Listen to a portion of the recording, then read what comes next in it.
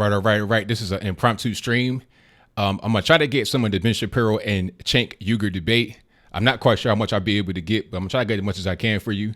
So if you guys are in the building, please let me know and share it on the friends wall. We're trying to get this out to a few people here. This is a very impromptu, random stream. So you guys let me know what's going on. The sound is not on right now because they're playing music and I don't want to get copyright striked. So as long as you're able to hear my voice, is good. Once we start the actual stream going, then you'll be able to hear a little bit more. So y'all just hang in there for now. They're coming out. They're late. It was supposed to begin a while ago, but they're not out there yet, obviously. So we're just waiting on them to come. The only thing that I'm covering up is like a timer. I think that timer is a countdown to how long they'll be able to speak or when they're going to be coming on. So we're just going to hang on here for now just to make sure that everything's all good. And yeah, I know it's Sunday streets, but hey, man. Shout out to No Good on Twitter. You told me about this. I had no idea this. I had no idea this was going on. So I went ahead and just did this. The sound is not on for them because it's music playing. But I may go ahead and turn it on here. Well, actually, you do hear sound. It's just real low. I'm tripping.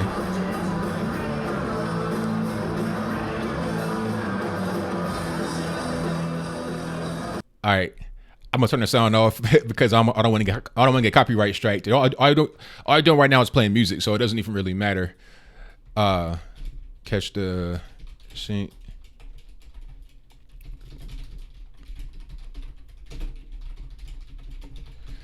I don't know how long this is going to be up because the people that are streaming it with a cell phone. So their camera, their battery may be dead here soon, but we'll try to get as much as we can. Obviously, as you see, they have not come to the podium yet. So as soon as they come to the podium, we'll go ahead and get rocking and rolling. Obviously, the phone lines are not on right now because we have not started the event. But once the event is over, I'll take a few calls. It will not be a full 3-hour stream, but I'll take a few calls after the show is over, after the debate is over.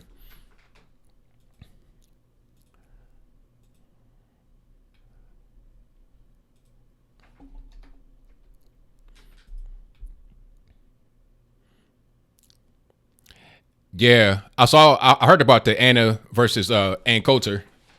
Well, Ann Kasparian versus Ann Coulter. Also heard about Tommy Lauren versus Chelsea Handler. Yes. Shout out to everybody in the chat. You guys are great. Thank you for being here. We're just getting started. Yeah, it's a few streams going on right now, but hey, if this one goes down, you guys be quick in the chat to alert me to another one. The best way probably is on Twitter. If you have Twitter and this stream goes down as far as their video, just link me another one on Twitter so I'll be able to just quickly go to it. But I always keep an eye out for it just to make sure that we're on the, up and up. What's going on, Tessa? Right now, we're going to stream the Ben Shapiro versus Cenk Uygur debate. Yeah, I heard about Anna versus Ann. That's crazy, Anna versus Ann. Hey, it's all good, bot guy. It's all good.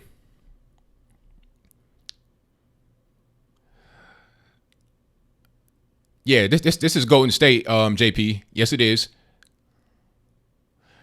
I'm not really a fan of Ben Shapiro's view on Donald Trump. He's like a never Trumper. That's not really, my cup of tea.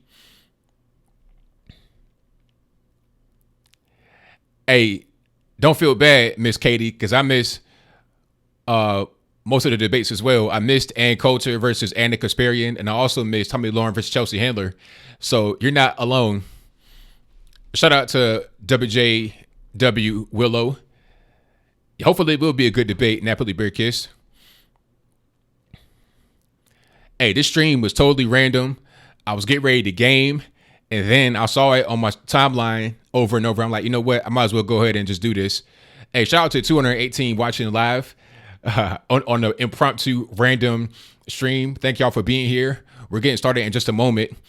All they're doing right now is playing music, so my sound should be off as far as their stream is concerned. You should only hear the sound of my voice, but we're going to get started here soon, as soon as they get rocking and rolling. Brandon asked me Mayweather or McGregor. I got to go Money May all day. This ain't the MMA, if that was a good rap for you. I was going to play Just Cause 3. I was playing Titanfall 2 earlier, and the new Frontier Defense mode. Loved it. But I was able to get Just Cause 2 for like a good price.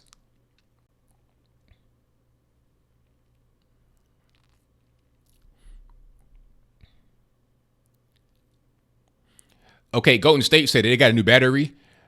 The Golden State, that's the stream I'm mirroring right now. Okay, so we got some activity. All right, I'm gonna turn their sound on. Now let me know how the sound is. I think they're booing because they reset the timer. It's a timer right there, right behind my picture. It should be right. I'm disoriented, pardon me. Right there, it's a timer that my picture is in front of. Matter of fact, let me go ahead and just remove my camera. Oh, you can't see it. But below that chair is a timer. And I think they have reset it. Now these guys need to keep moving it. Like, the guy probably has a camera in his hand. That's probably why it's moving like that. So that's what that is.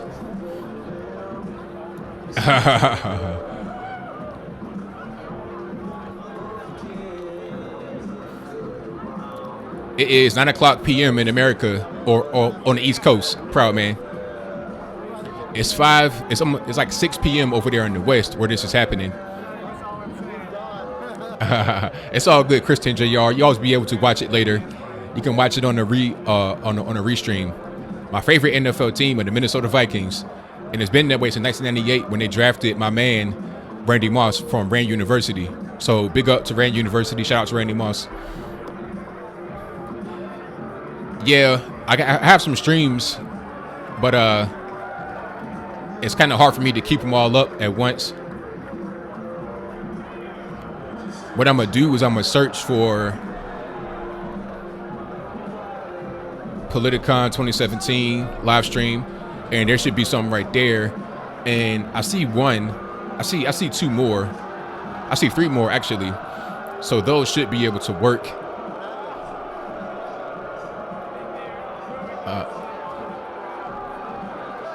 This cameraman, shoot the cameraman.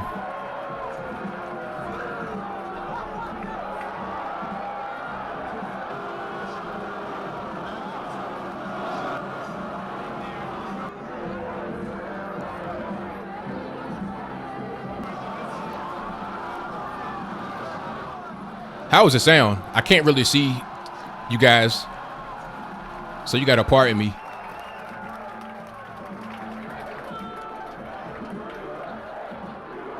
I do like MMA, David. I do like MMA. I don't know what's the deal with the delay. It was supposed to start at 8:30 p.m. Eastern time. Now it's past 9 o'clock, so I don't know what's going on. You guys would have been mad if I was here at 8:30, huh? Hey, shout out to Tanae. I see you in the chat. Big up to you. Thank you for that, man. Thank you for that, proud man. Definitely appreciate you. Sound is good? Okay, good money, good money. Yeah, the sound, I have the sound low because I don't want to get copyright strike from the music. So I'm gonna turn it up a little bit. You let me know how it is. See, they're playing music. I'm not really trying to get a strike. So I'm gonna keep the sound low, but I'll turn it up once it gets time. And once I turn it up, you guys let me know how it is, if it's too low or whatever. Shout out to Shanabi. Hopefully I pronounced your name correct. Thank you for the compliment. Definitely appreciate you. Okay, we got 320 watching live. The sound is low because I don't want to get a strike from the music. See, I can turn it up a little bit now. What's going on, Victor? I've not watched old school boxing, but you know, if I was to see something like a George Foreman versus Muhammad Ali or something like that, I'll watch that. But I'm more into current day stuff when it comes to sports. Richard Spencer versus ABL, that would not be a debate really, because what would the debate be about? We probably agree on most things. He has his own interest for his white ethno state. I have no problem with that, as long as he doesn't try to infringe upon my rights. He can do whatever he want to do. You can go make you an igloo and live in there. That's fine. That's your business. But don't infringe upon me.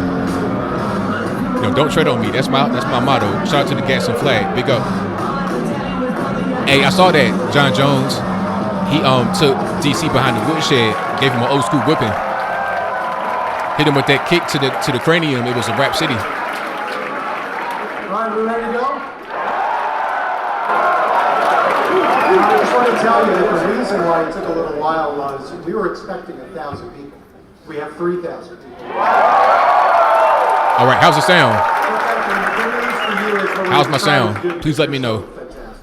Is that we have a comedy hour that was supposed to be. I don't know Randy Moss, but I've met his mother and his sister. I met his mom when he was on the Vikings. She had a big purple Escalade back in the day and ran. His mom goes to my cousin's church. The other thing I wanted to tell you was the first year that we did this, we had about all right, we good money? Good. A couple weeks left. But then we got this guy, Cenk.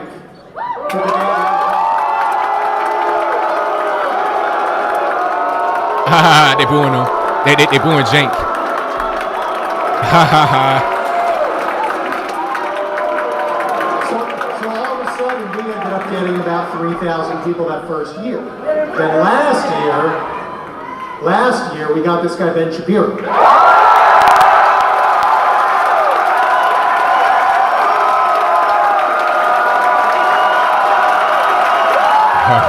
So we ended up last year we ended up with about 8,000 people coming to Politicon. So we thought this year, let's get these two guys together. They're both smart. They seem to have a bit of a following. And I think this year we have about 10,000 people at Politicon. So thank you for making this a big success.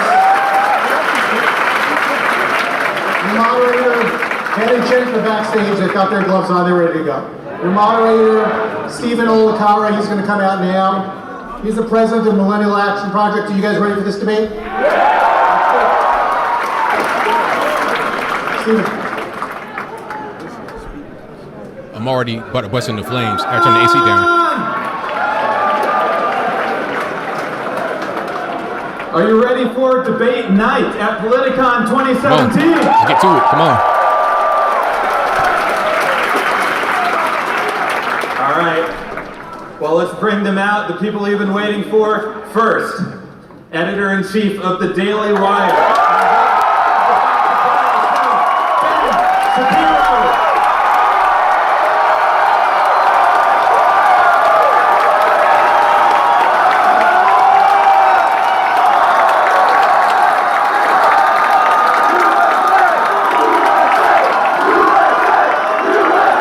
Oh God, cameraman, what are you doing?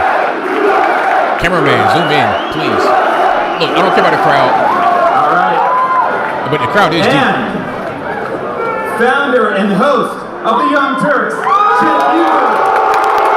Boo. Boo. The boos are deafening. The boos are deafening.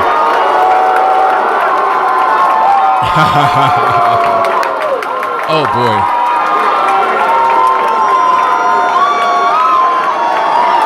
All right. If you guys could be a little more excited, that would be great. All right, well, we're here to debate the future of the political parties. And let me just say quickly one thing about the format. I'm going to pose questions to both of our speakers here. We'll have a response. We can have a re-response. We can go back and forth a few times. When we've gone far enough, then I will step in. I might ask a follow-up question, or I might switch the topic. So, are we ready to go, guys?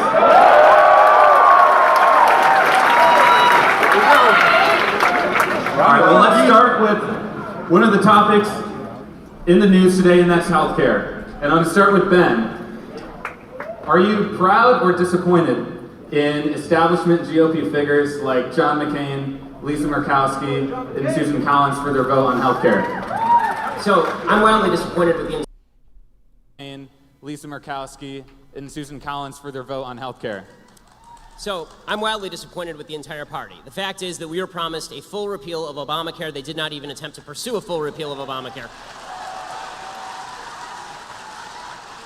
And the fact of the matter is that there's a significant gap inside the Republican Party about whether this should even happen or not. There are people who believe that the Obamacare regulations are an affirmative good.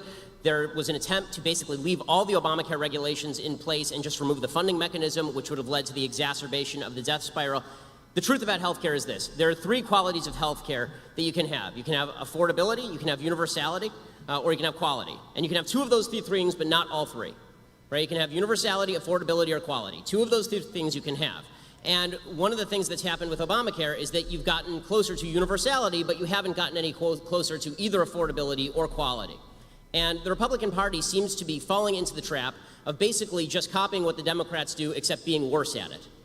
What they actually need to do is relieve the regulatory burden that is driving up the cost of health care, and they need to stop acting as though insurance companies' jobs is actually just to reimburse people for their bad health. If you join up with an insurance company and your health sucks to begin with, you are going to pay more because it's an insurance company, not a charity. And that doesn't mean that we can't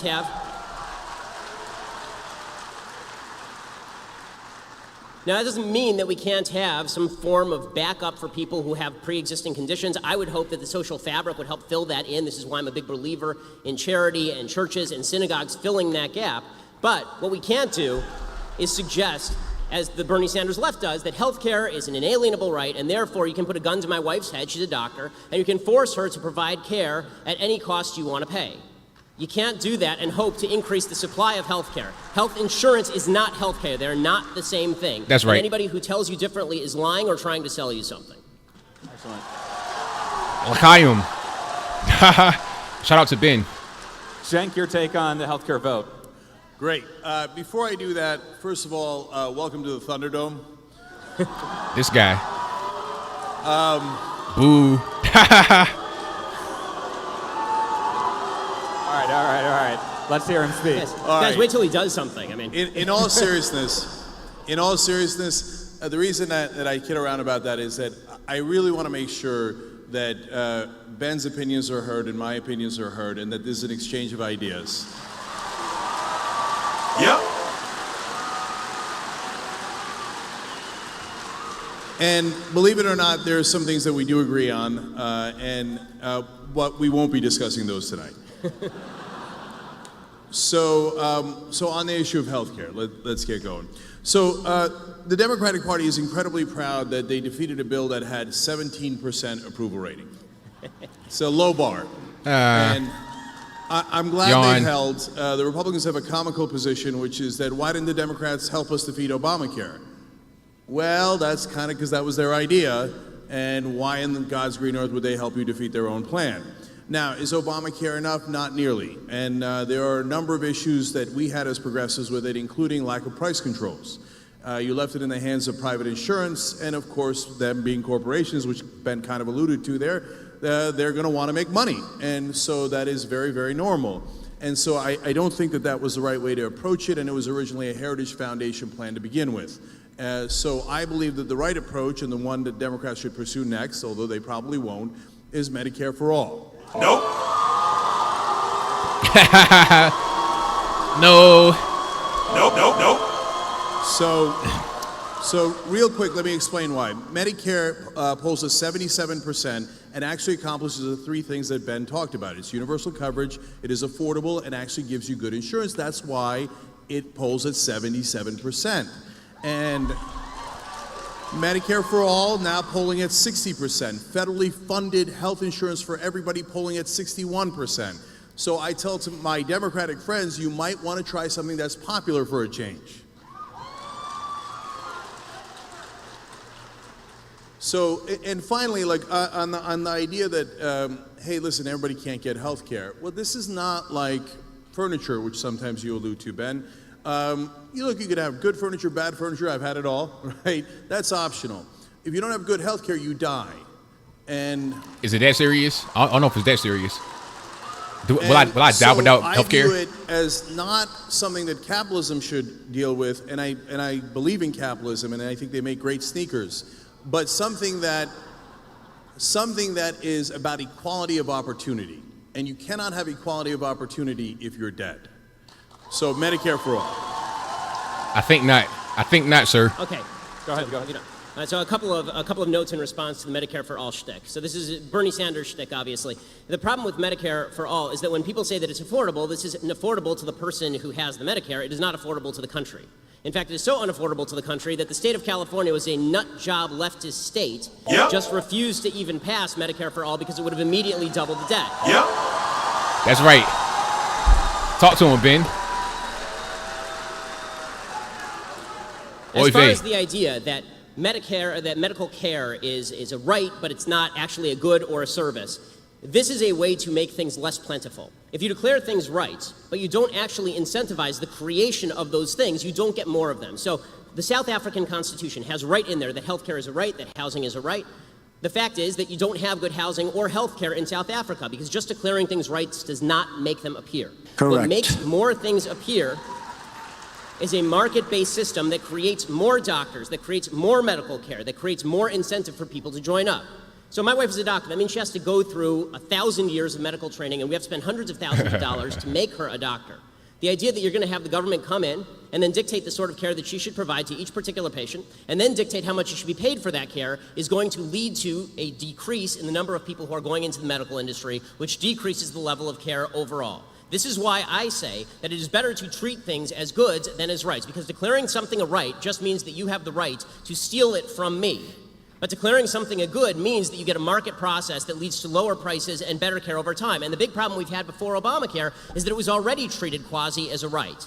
You had it heavily regulated on the state level. It is continually heavily regulated. The idea there's a completely unregulated market is absolute nonsense. The reason that you have employer-based health insurance in the first place was as a response to wage and price controls placed in the aftermath of World War II, and employers began giving health insurance as an actual good, right? They gave it as an actual incentive to their employees. If you had an actual individual-based health insurance market, you bought it just like you bought your car insurance, you would see more and better health care for everyone. There we go. Yep. Yep. Hey, copy me. All right. You must have heard me. Ben, I don't want to steal health insurance from you. I want you to be healthy. That's why I want Medicare for all. You just want to take my money and my wife's services. So, you know, Republicans frame taxes as stealing. That's preposterous. So if we don't have taxes, taxation is we theft. can't do all the things that we want to do as a community. Now, there are some things that we just talked about that we don't want to do as a community, we want to do as individuals. In fact, the things that we want to do as individuals are much greater. That's why we're a mixed economy, but largely capitalist. And I agree with that. And I run a small business myself, getting larger every day. So, but there are some things that the government should do. They should do the military, cops, roads, bridges, and yes, education and healthcare. That's because, you know, conservatives seem a little confused about how healthcare works. Paul Ryan had a whole press conference about this. Ben a little bit alluded to it there. They're like, oh my God, it turns out the healthy subsidize the sick. Yeah, that's insurance. That's how it works. It's like the people with that are not getting into accidents are subsidizing the accidents. But the thing about it is, that's car insurance. You're required to That's have the how insurance just to live. And yes, taxes work in that we all decide we're going to do X, but we're not going to do Y. And I think it is fair for society to say that yes, we are going to do health care for everybody. Everybody. We're not going to leave 20 million people uninsured. We're not going to leave 30 million people uninsured. That's not what we do in a civilized society.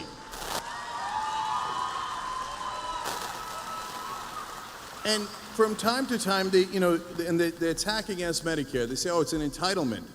Yeah, we paid for it through payroll taxes our whole lives. You're goddamn right we're entitled to it because we paid for it. We paid for it. And so when you take out the middlemen of the insurance companies that put their profits in there, that put their marketing in there, that put their lobbyist money in there, that means more savings for Americans. And so finally, you know, the idea that it can't be done is preposterous since every other Western developed country does some version of single payer. It obviously can be done, and it is done at lower rates and better coverage. Nope. So let me. Nope.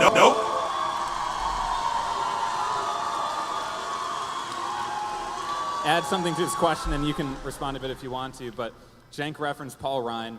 when the Republicans took control of Congress, Paul Ryan, the Speaker of the House, famously said, we need to switch from being an opposition party to being a proposition party. So what's your evaluation then of their efforts in that direction to unite the party and move legislation forward? I mean, we all have eyes. They suck at it. I mean, and Paul Ryan is not exactly my go-to guy when it comes to political acumen and genius. So I'd more want to respond to some of the contentions that Cenk was making about Medicare for all and single-payer health care. A couple of things. One, when you say we pay for it, that's not technically true. The idea that everybody who's paying into Medicaid paid for it and now they get out what they paid in is obviously not true. It is a redistributive program, and to pretend otherwise is just silly. The people who are paying the payroll taxes are not the people who are taking out through Medicaid, obviously. Can I just address that super quick? So if we're talking about Medicare, right? Not Medicaid. Right. So in Medicare, so you're both correct and incorrect. So it's not like I put in $20 and I get $20 back. That part is true. Right. But we all pay into Medicare together, and then we all get it when we are sick. Can I ask you a insurance. question? I have two questions, really serious questions. One, what is your ideal tax rate?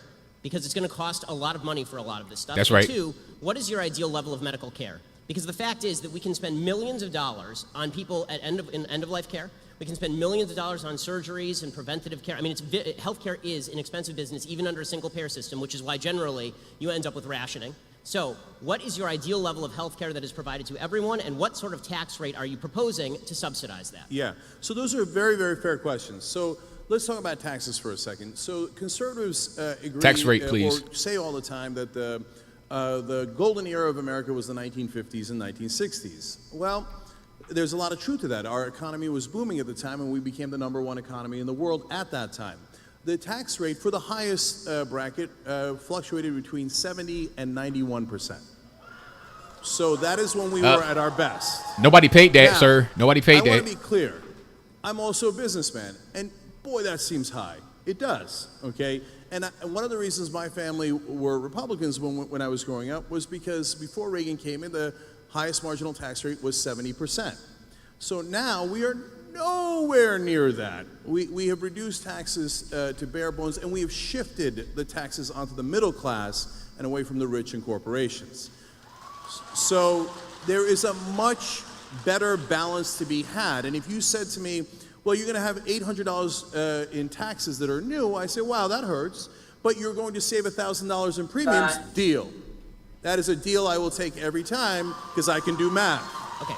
So that is the beginning of your answer to taxes. And then you said how much care. Well, so that is something that all the countries that do single payer or a version of single payer struggle with.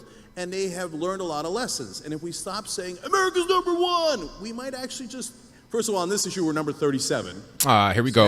Anti-America. If we looked at what Japan is doing so well, keeping costs down to half of ours and less, we might actually learn something from Japan, Switzerland, and other countries. And by the way, when we say Medicare for all, Medicare Advantage exists. So you can actually add private insurance on top of that, and I find that perfectly great. I have no problems with that at all. So that is the government making sure you don't die and actually lowering rates for you. And then if you want more insurance, no problem. So all this sounds great, except for the fact that Medicare, Medicaid, and Social Security eat up 66% of the federal budget every single year. The idea that all of these socialized medicine countries have it so much better than we do, particularly in terms of cancer care, is a joke. We are still #1 in terms of 5-year cancer survival rate here in the United States.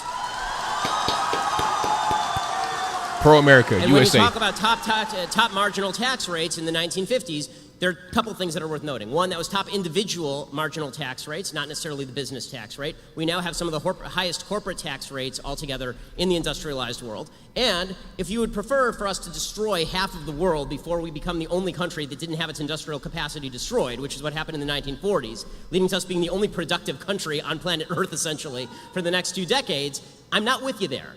I'm not really in favor of having a giant world war that destroys all industrial capacity across the West, so we're the only people who actually have the capacity to produce anything and just markets that we can provide to. Right. So first of all, it is fair to say that, of course, the 1950s and 60s were different. We'd just come out of the war. So, but you have to consider all the different factors. So one was that factor, and the other factor that was the one I mentioned. So when Republicans or conservatives say, well, high taxes by definition will lead to slower growth, Well, we know because of our experience in the 1950s and 60s that isn't true. You're not being honest. Now, you can say there are other factors, but you can't say that the highest marginal tax rate being 70 or even 90% slows down growth because it didn't. And it wasn't in Japan and Switzerland. You're lying. It was right here. You're lying. And so nobody paid that. And by the way, as a guy who grew up Republican, I was surprised by that too. I was surprised that Finland's system of non-competition in schools worked, but it does. So we have to be open to facts and understand. So and on the issue of where we're good and not good in healthcare, sure, there are different areas where we excel. But Ben, honestly, you're cherry picking there one particular area that we're good. Overall, we're number 37. That is not a good result. Well, you have so to break if we're not down what that dying means. from cancer, we're dying from the other things. It's empirical. We are not as healthy.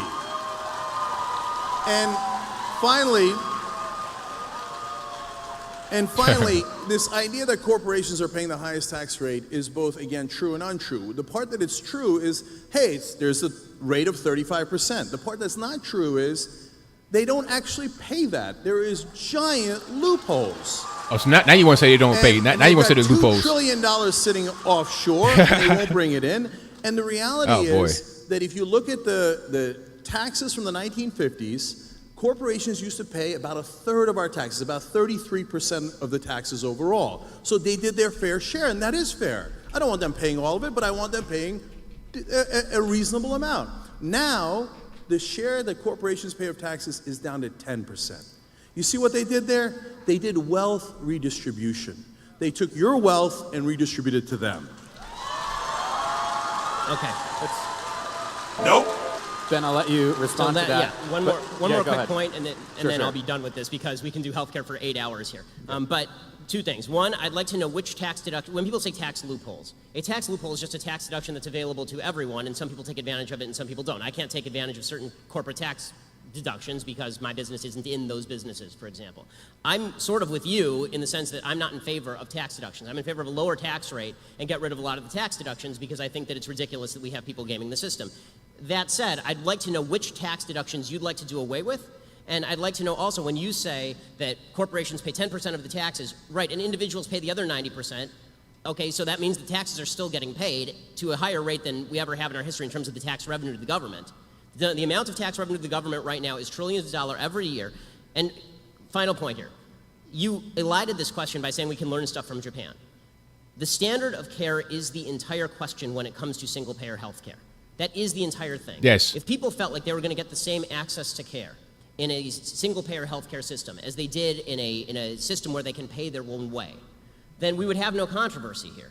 But the fact is that rationing is mandated as soon as you start having the government run the healthcare system and decide what level of care people get. So I don't want anyone deciding what level of care that I can get. I don't want anyone else to. They don't care about me. They don't know my child's name. They don't know my name. All they know is how much I cost. I mean, Ezekiel Emanuel's at least honest about this. Ezekiel Emanuel comes out and says, listen, I want to die at 70, right? I want to die at 80. That's fine with me. I'd rather die at that. Well, that's good for him. But if I don't want to die at 80 or I don't want my father to die at 80, it's none of his damn business.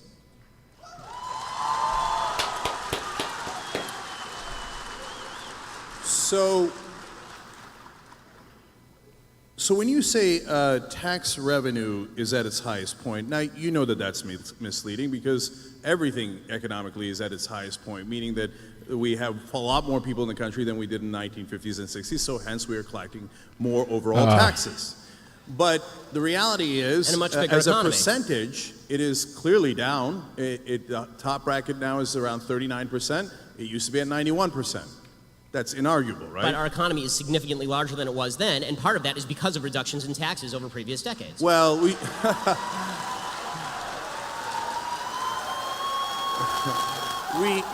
tried supply-side economics. Hey, Kansas, how's that working out for you? Kansas, come on. So talk about the whole USA. There's this myth that it's working out for you. Your business is doing great. Okay, yeah. Well, we just had 8 years of Obama. So the tax rate is clearly lower for the richest people in the country. It is clearly lower for corporations, in effect. It is, and so to say that it's a record collection is misleading. So in terms of the healthcare and how that relates to the government, oh, by the way, on one more thing on taxes, you said, name me a tax loophole. So yes, there are plenty of those. For example, they hide their money offshore. They do tricks like the double Dutch and the Irish sandwich or the reverse. Irish sandwich? What are you talking about? I would end that. I would say, hey, you know what? If we've got a 35% rate, here's the new rule. You're going to pay 35%, okay? And you're not allowed to hide your money. I don't care if it's in the Cayman Islands. We're going to make that illegal, Mitt Romney. We're going to make it illegal, okay? And so then every once in a while they do a tax holiday. Well, that must be nice. You remember when you got a tax holiday? I don't remember getting a tax holiday. No, that's only for corporations who bribe politicians. So they brought that rate down from 35% to 5%. And they said they were going to create more jobs. Color me surprised when it turns out they didn't. They offshore taxes. They took that 30% extra, put it in their pocket, gave it to their executives, and created no new jobs. Because that's how it works if you just trust corporations to do the right thing. Corporations are not evil. They just want to maximize profit. That is what they're built for. So please don't be naive and be like, no, but the corporations will look out for our interests. No, they look out for their bottom line. Well, I mean, and finally, just last quick thing, sure. Medicare Advantage. You keep saying rationing healthcare, but Medicare gives you the bare minimum, and people seem to be very, very happy about it given how well it polls. But if you do Medicare Advantage and get more, I want you to be able to do that. If what do you get? Incredibly rich and you want every kind of treatment, I don't want to deny that to you. Get Medicare Advantage. So yes. Ben, Medicare Advantage. What do you get with that? The problem is when you pay a higher tax rate throughout the course of your life to pay for all of the Medicare that you are talking about, you don't have enough money to pay for Medicare Advantage in many cases. And as far as this idea that corporations they don't have any of your interests at heart, you are a corporation. TYT's it's a corporation. You have 80 employees. I assume that you're not just a greedy asshole, and that you actually would like to help your employees from time to time. And you just talked about how under Obama, everything got better with your business. Well, under Obama, he didn't radically escalate taxes. Okay, there was not a radical escalation of taxes under President Obama. And finally, when you seem to be identifying a higher tax rate in the 1950s with higher level of growth. So if that's the case, why not just tax everybody at 100% and we can have massive growth from here to eternity? There you go. Let me just ask, since we're talking about taxes, 100%. Do you think we'll take all the see money. tax reform in the next few months here? Okay, so let me try to address all that in your question as well. So just real quick, look, guys, I said it however many questions ago. Of course, you have to find the right balance on all of these issues, including taxes. So I never said there's no end to how much you can. I'm just asking why, though. Yeah. So this leads to wait a minute. This leads to big government versus small government. You're asking me what the ideal tax rate is, and then you did a straw man there for a second and said it should be 100%. I never said that. No. In fact, I said no. You said the economy.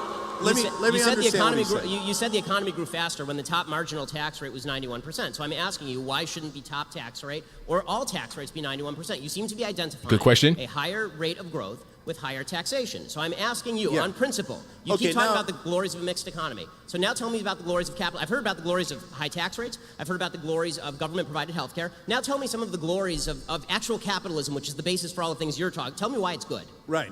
So now, look, when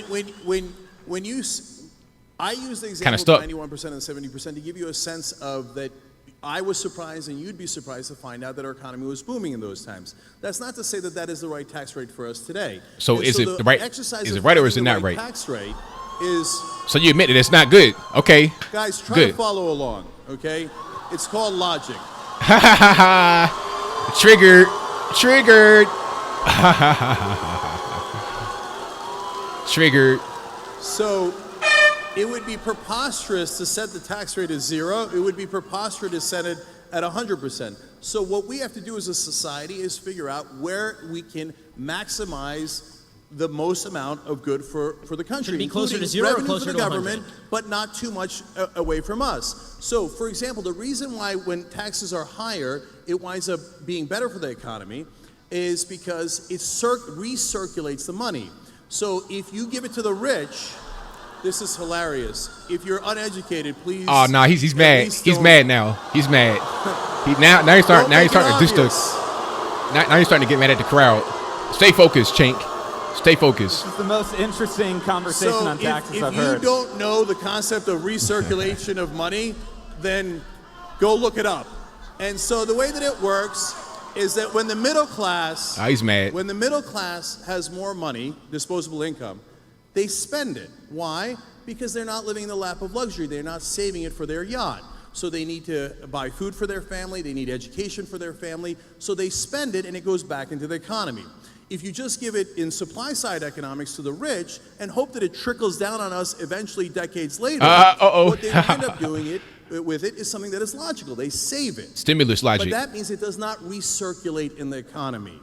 And that is why when you have lower taxes, ironically, the economy does worse. But of course it's a balancing act. Okay, so now you're making a strong case for Keynesian economics, which is totally fine, obviously. The problem with Keynesian economics is that it doesn't even work in theory because, again, once you go to the logical extreme, which is remove all of the money from the rich people who are saving all their money and give it to all the poor people to buy hamburgers, that doesn't help the economy or spur the economy. What spurs the economy is a higher level...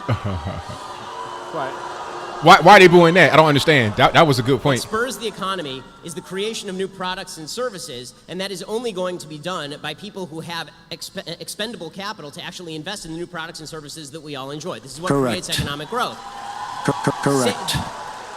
It's also worth noting that this myth that spending is inherently better for an economy than saving, that's only true if you're talking about somebody who's actually taking the cash and just shoving it into their mattress. Banks are in the business of lending. When they take the money in, they don't just stick it in Al Gore's fake lockbox. They actually lend the money back out to people to actually create new businesses and new products. You had an investor, right? When you started TYT, you were given $4 million by Buddy Romer to start TYT. That's great. That's the way business should work, right? But that money it didn't come from a bunch of poor people buying hamburgers. It came from a very, very wealthy guy who gave you money to create a business a lot of people want to patronize. If you want better products and better services, you need more investment in the products and services. The basic name, trickle-down economics. Yikes. Finish him. Flawless victim. Fatality. The basic name trickle-down economics is not something that any conservative even proposed. It's a leftist revision of what economics actually is, because you're not giving me the money. It was my money in the first place, created through voluntary transactions that I had with others. I've not stolen money from anyone, neither have you. And the idea that money has to be forcibly taken from you and handed to somebody at the bottom end of the economic spectrum to somehow jog the economy, that may jog McDonald's, but is not going to jog all of the creation of the products and services that make all of our lives much better today than they were 30 years ago in terms of the stuff we have access to. Cenk, I'll let you respond to that briefly, and then we'll switch topic. Yeah. So I'll try to answer that as briefly as I can, and then I'll go on to your questions. So when you talk about, hey, the banks they're not going to just keep the money, they're going to put it out and lend it to people, unless they decided to do their own investments, which is what they did because we repealed Glass-Steagall. So it's not as simple as, oh, I have money, so then I will now utilize it or I'll lend it out. So that is way oversimplistic. Speaking of oversimplistic, to say that, oh, well, they'll go buy hamburgers with it, come on. You were the one who said So food. the middle class is struggling right now. And we've turned this into a Walmart economy where people are getting $7.25. And that if you're getting around $10, I think that's about $15,000 a year. So that is serious pain and difficulties. So if you give those people money, it's not like, I just want to go get a hamburger. No, they have to eat. Desperately need that money, and yes, they will spend it all back into the economy. So that's an economic They gotta fact. And so... And Ben, for the 88th time, we have to find a balance where you have provided an incentive for people to save and invest, and you have provided an incentive for people to be able to put money back into the economy and to be able to live. And taxes is not stealing from you. So you're right, I run a business. So in order for my employees to get to my company, you know what they have to do? They have to drive on roads.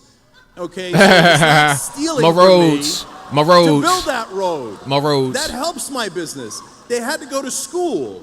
The fact that they went to public schools allows them to work for me. All these things are things that I benefit from. I didn't build that company by myself. Every single person that works there helped me to build that company. And that's what it means to work together.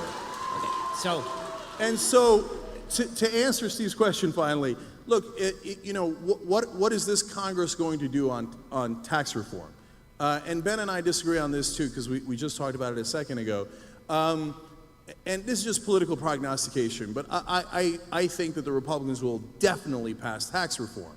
And the reason I say that is because the Republican Party at this point is completely dependent on their donors. And by the way, don't get me wrong, the Democratic Party is also largely dependent on their donors. I think the Republicans are a tiny bit more corrupt. But so I think that their donors are going to demand those tax cuts. And if I am right, and we'll all see this, because it's something that's going to happen later, not something that has happened, they will do everything. They will move mountains to make sure that those rich donors and corporations will get their tax cuts. Okay, so this is an interesting case where I say to Cenk's prognostication from his mouth to God's ears, and he says about mine from my mouth to God's ears, because I don't think they're going to pass anything, because I think that there's a high level of incompetence inside the Republican caucus, and it's pretty fractious. But I do want to go back to a couple of points, because you actually hit on some major thematic points. You talked about roads and the fact that we need roads in order to get to work. This is a point Elizabeth Warren made, and obviously a point that President Obama made at the time. I don't think anyone argues that we don't need roads to get to work. The problem is that when you're talking about roads as a percentage of the budget, we are talking about a tiny, tiny, tiny percentage of the federal budget and of the state budget and even of the local budget. So the idea that you're justifying massive tax rates on corporations in order to pay for roads is just intellectually dishonest. It's a tiny, the stuff that we agree on, that government should spend on, is a tiny percentage of spending, right? It's all the other stuff that we disagree on. As far as the idea that I'm somehow being, dismissive toward people who are buying hamburgers, I'm not. I'm saying the people who are poor need to buy hamburgers to feed their children. They don't have the money to invest in building an iPhone, because when you're just trying to get by and you are living in a Walmart subsistence economy, you're using that money to buy the products and services you need to get by. That does not create new products and services that become cheaper over time through competition. You need somebody to make those investments. You said this about Glass-Steagall, for example. You said the banks, they might make their own investments. In what?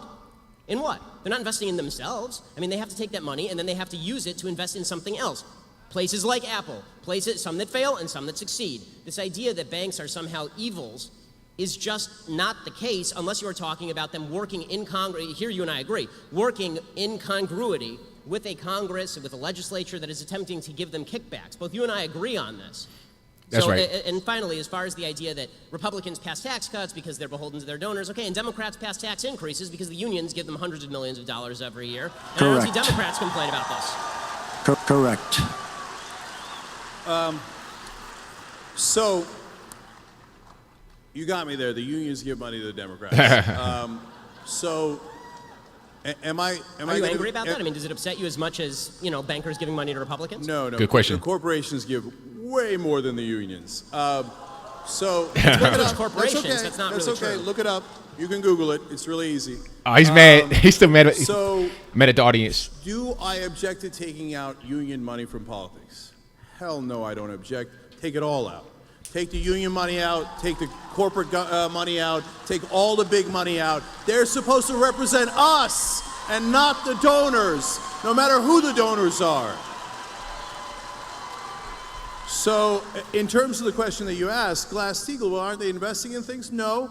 I have a literal answer for you. Oftentimes what they do is financial derivatives. In fact, that's the majority of what they do.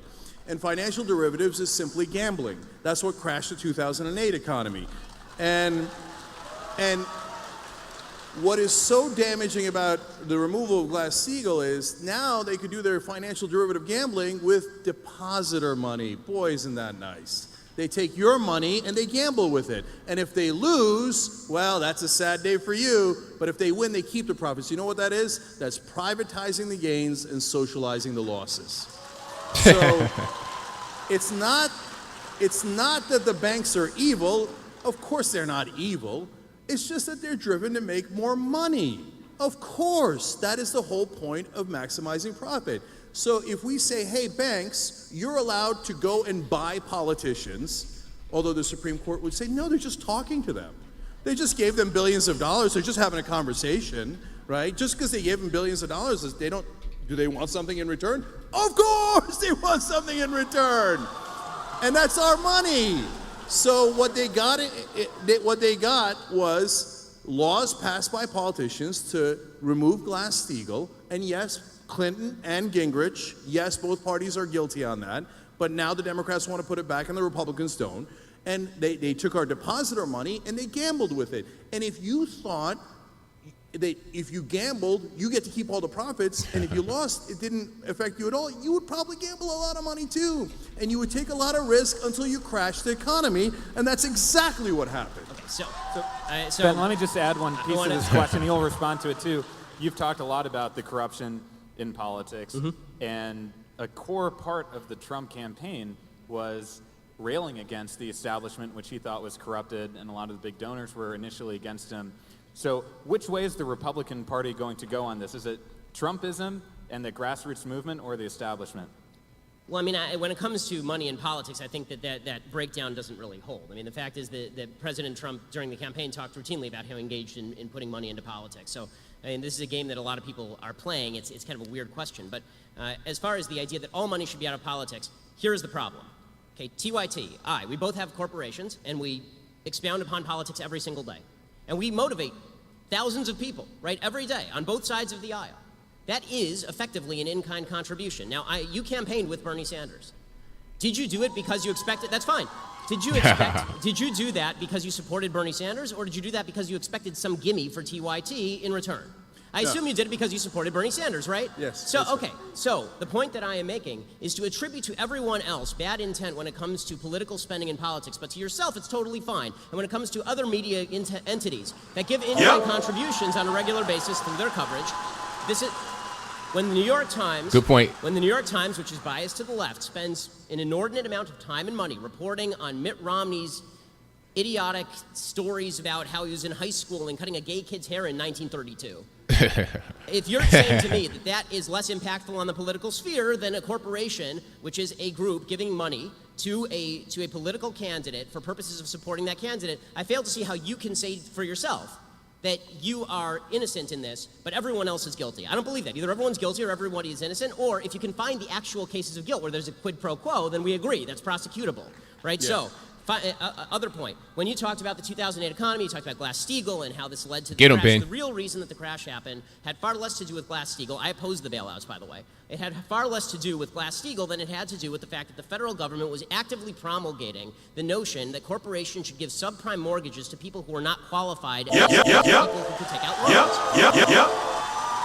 You got it. This meant that, as you say, corporations are not inherently conservative, they're not inherently free market, they're inherently profit-driven. So if they felt that they could give a bunch of subprime mortgages and this would inflate the real estate prices, and if things went wrong, they just foreclose on the nearest house, and the market just keeps going up and up and up, and they can just, as you say, turn these into derivatives and sell them on the open market by pretending that these are all good loans because they have government backing, then of course you're going to get an inflated, overheated real estate market. But the question there is not the workings of the free market, it's the combination that you like in a mixed economy, that I hate. Okay, I hate mixed economies in the sense that I don't believe that capitalism and socialism should be mixed, that corporatism is the solution. Okay, what you're talking about is corporatism. You're talking about Glass-Steagall, which freed the getting rid of Glass-Steagall, it freed the corporations to invest in a free market manner, but also they gave a bailout to all of these corporations by essentially incentivizing them to give a bunch of bad loans, knowing that if things went bad, then all the losses would be socialized. The problem there is not the free market. The problem there is a government that is acting as a backstop for bad decisions in the free market by profit-driven corporations.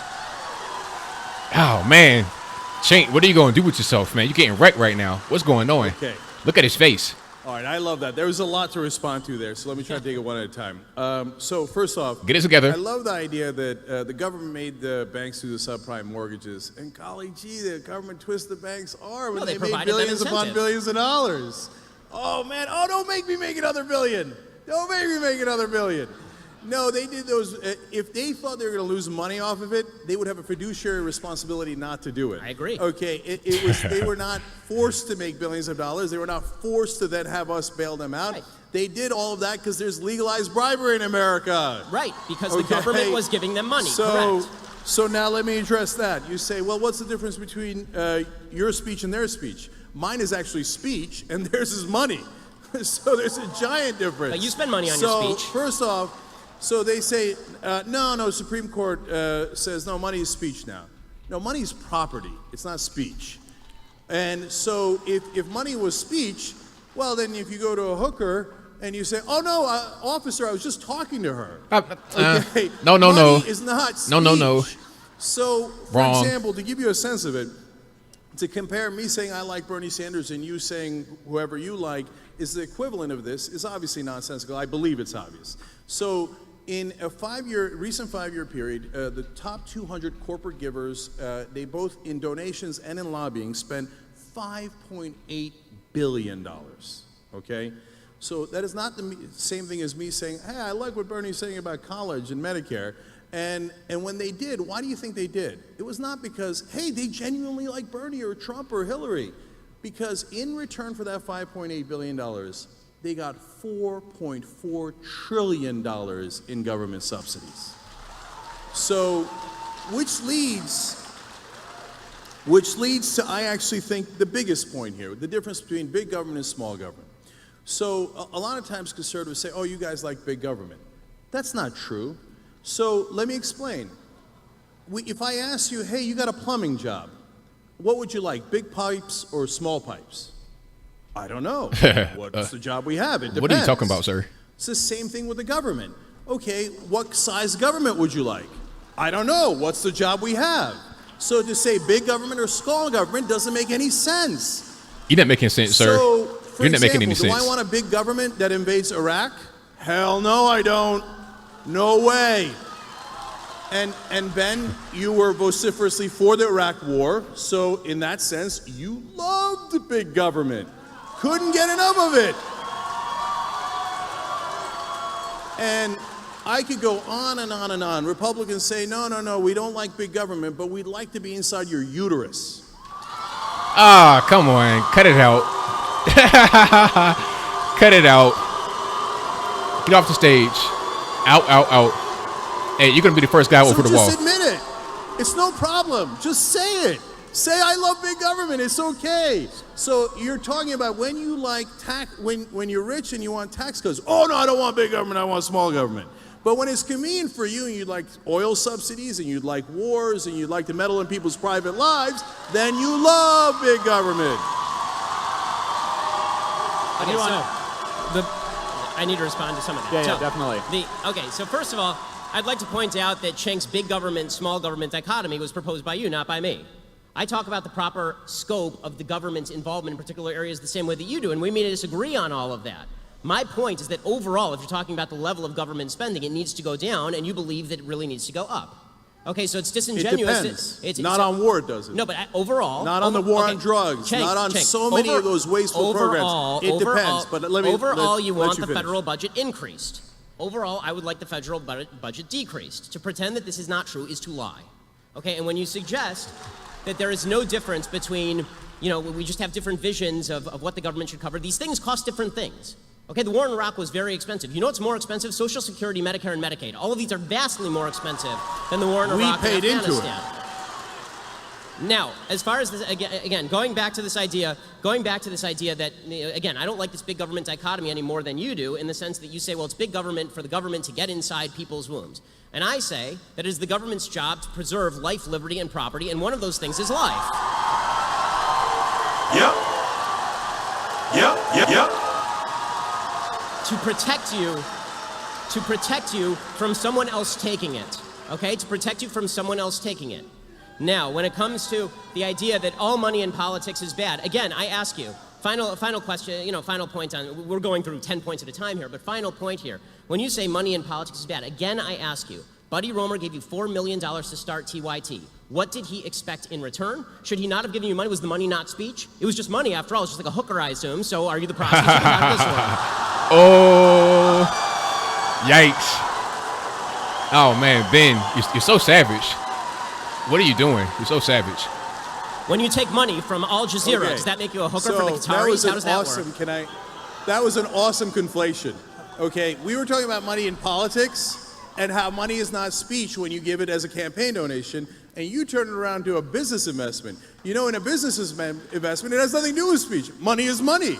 They gave us an investment, because they believed in our business. That has nothing to do with politics. That's great. And you think the government is in the business of regulating business. So if the government is in the business of regulating business, what would be the problem with the government telling Buddy Roemer he is not allowed to invest in your business? No, those are two different issues. No problem.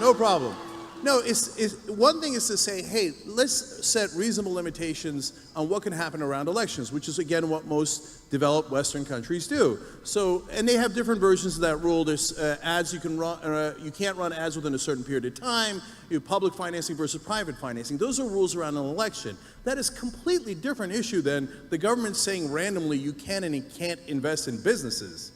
Why? So you're conflating those two issues Why? that have nothing to do with one another. Why? So let's just What does why mean? Because it's those a, are because two. Hey, it- why? Hey, you know, you believe in education, quick, so very why don't you quick. believe in healthcare? Because it's a free country, and I get to spend my money wherever I damn well please. Yep. so as we're coming to the close here, we're going to do one Okay, more. I gotta ask him. All right, very quick, So very you quick, damn though. well please. Okay, so when the Koch brothers or Bloomberg or Soros puts in hundreds of millions of dollars into elections, you think, well, I just do them because they're good guys and they damn well please buying all those politicians. Or you think, no, the politicians would never be affected by hundreds of millions of dollars in legalized bribes. Okay. And you can't just spend your money anywhere you want. Of course there are rules. You can't bribe people. Right. There's many things you can't do with your money. And one of those should be bribing politicians, but we made it legal. So I'm curious what your opinion on that is. Do you think that they're just golly shucks, they just mean well? And Cenk, you're a lawyer, so you know that bribery requires two parties to the bribe. If I give money to a politician, there must be something in return. If there is no quid pro quo, there is no bribery. You think there's nothing in return? Well, you think the politicians don't do those favors? I think very often there is something in return, but I want you to point me to the things that are in return, not just say that all spending on politics ought to be forbidden except for the Young Turks. No, that is of course not what we say. If you want to get money out of politics and then you said the Young Turks cannot donate money to politicians, I'd say, of course, that's the whole point of getting money out of politics. Of course. So this idea that Come on. It's so disingenuous. Even if you're a Republican and you're a conservative, you think there isn't crony capitalism? You think that $4.4 trillion that went in subsidies isn't because they got campaign donations? You know it's because they got campaign donations. Cenk, okay, final question. This is going to be the last word on Final this. thing here on this, okay? Final question on this. So, Young Turks is super successful. We have 80 million uniques. It's wonderful.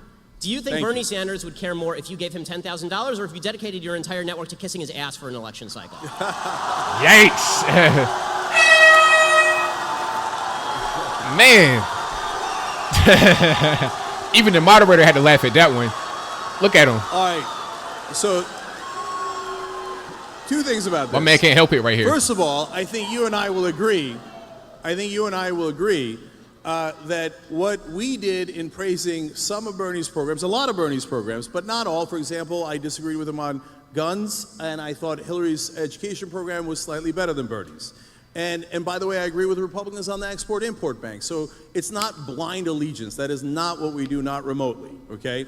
Second of all, I think you'll agree with me that the mainstream media kissing Hillary Clinton's ass for 2 straight years was a much bigger problem. Would you outline? Now, the distinction that you're asking for... Did the same thing she did.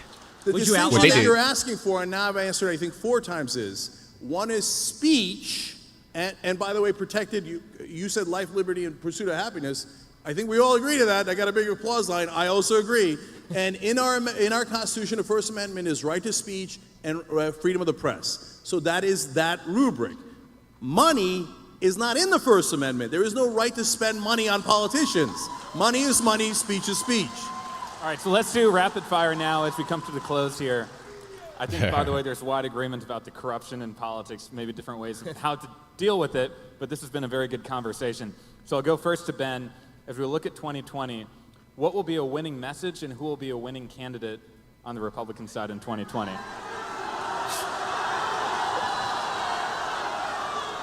So, I think that the greatest ally that the Republicans have is the incompetence and stupidity of the Democratic Party. The 2016, in fact, I have a feeling that Cenk actually might agree with me on this, that 2016 election, Donald Trump became president of the United States, right? Hillary Clinton was the worst candidate in the history of mankind. And that had, so you know, the Republican message I never thought was a particularly losing message. I just think that what we have right now is such a polarized politics that it's going to be very difficult for anybody to pass anything in this climate. I also think that what we have almost a reactionary feel on both sides. Like, what I like about this debate is that we're actually talking about ideas, which is actually pretty rare in this sphere. Well, what's become more common is that on the left, there's this retreat to intersectionality as an identity politics. This idea that if we can cobble together a group of people who are feeling victimized by American society, you know, we have black people and we have Hispanic people and we have women and we have gays and lesbians and transgenders, and they all feel really bad about how American politics is going. And if we push that notion, we can create a coalition that will be a brand new coalition never before seen in American politics, and that requires a woman to run, or that requires a black woman to run, or that requires a minority to run. If they do that, then what you're going to see from, and I think in an equally nasty way, from the right is a response that says, okay, well, if you're going to do identity politics, you will see some white identity politics from the right, which I think is really negative. I don't want to see either of those things. What I would like to see is the Democrats campaign on the bigger, on the stronger involvement of government in your life and higher taxes program that Cenk wants them to campaign on, the Bernie Sanders, Elizabeth Warren program, and I would like to see the Republicans campaign on my program, a smaller government, libertarian program that says the government should get out of our lives as much as humanly possible. All right, and for Cenk. Man, this was an annihilation. What will be a winning message, and who will be a winning candidate for Democrats in 2020? Yep. So Wouldn't it be weird if this ended up being the stage? Hey, that'd be funny. Backstage, this is a presidential debate. Okay, so look, Ben, you said earlier that you didn't set up the big government, small government paradigm, but you just said you want them to run on a small government yes. platform. A less involvement in American again, lives, yes. small government doesn't make any sense. So let's break it down. You asked me about particular issues, so I'll give you one. So you were in favor of the Iraq War. That cost us at least $1.5 trillion. Then people turn around and say to Bernie Sanders, well, I mean, college for your kids are middle class. That's unaffordable. That's way too much money. You can't do that. That costs $75 billion a year. First of all, college for your kids, you know what that's called? That's called the American dream.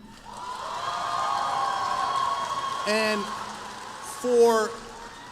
for one Iraq war, for the cost of one Iraq war, we could have gotten 20 years of free college for all those kids and the American dream. Oh, boy. This guy. So it isn't about big government or small government. It's about what do we do with the money. So that $1.5 trillion could have gone to us, could have gone to the middle class, could have gone to a better economy. Because when you go to college, you come out, you start businesses, you engage in this market, and you make things better, and you employ people. We could have used that for us. Instead, we wasted it in Iraq. And, by the way, I believe, Ben, you want to get tough on Iran, you want to rip up the deal, etc. If you thought the Iraq war was a waste of blood and treasure, wait till you get a load of what happens in Iran. So we're not going to make that mistake again. We're not going to make that mistake again. On that, I agree. What would I run on? Look, this idea of the identity, that Democrats run on identity politics, and some of them do. But let's not forget that Republicans do the same and worse. Who was the one who came up with the Southern strategy? That was the Republican Party. And the Southern strategy was, let's go get racist white voters in the South. That's a fact. That is absolute wrong. Proved over and over again. Once again, it's this wonderful capitalist invention called Google. Google it. So two Republican chairmen have said, yes, we did do that strategy, and we apologize. So that's a fact. They're the ones who invented identity politics. So when you like identity politics when it serves your interests, but all of a sudden when we say, hey, can black people have the same rights as white people? Oh, boy. Politics. Here we go. Can gay people have the same rights as straight people? Identity politics. Oh, boy. It's called equality. Look into it. It's called America. Okay? What's up with the Howard Dean? What's up with the USA? USA! USA! All right. Equality for all of us! Okay. All right. I want to respond to this is a Ben, point. Just very quickly, and then we'll have to wrap it up. This is very quick, okay? Very quick. Okay, I want to respond to a point. This is a point that Cenk made last year in his debate with Dinesh repeatedly for about an hour. Was the Southern strategy with regard to the Republicans. Okay, I'd like to point out the idea that the entire South solidly moved into the Republican category because of the Civil Rights Act is historically false and has been debunked multiple times by people ranging from Sean Trent at Real Clear Politics to professors at the University of Pennsylvania. And there's a bunch of ways to debunk it, including the fact that the Congress did not switch Republican in the South until 1994. Okay, did it take 30 years for the racists to realize what was going on?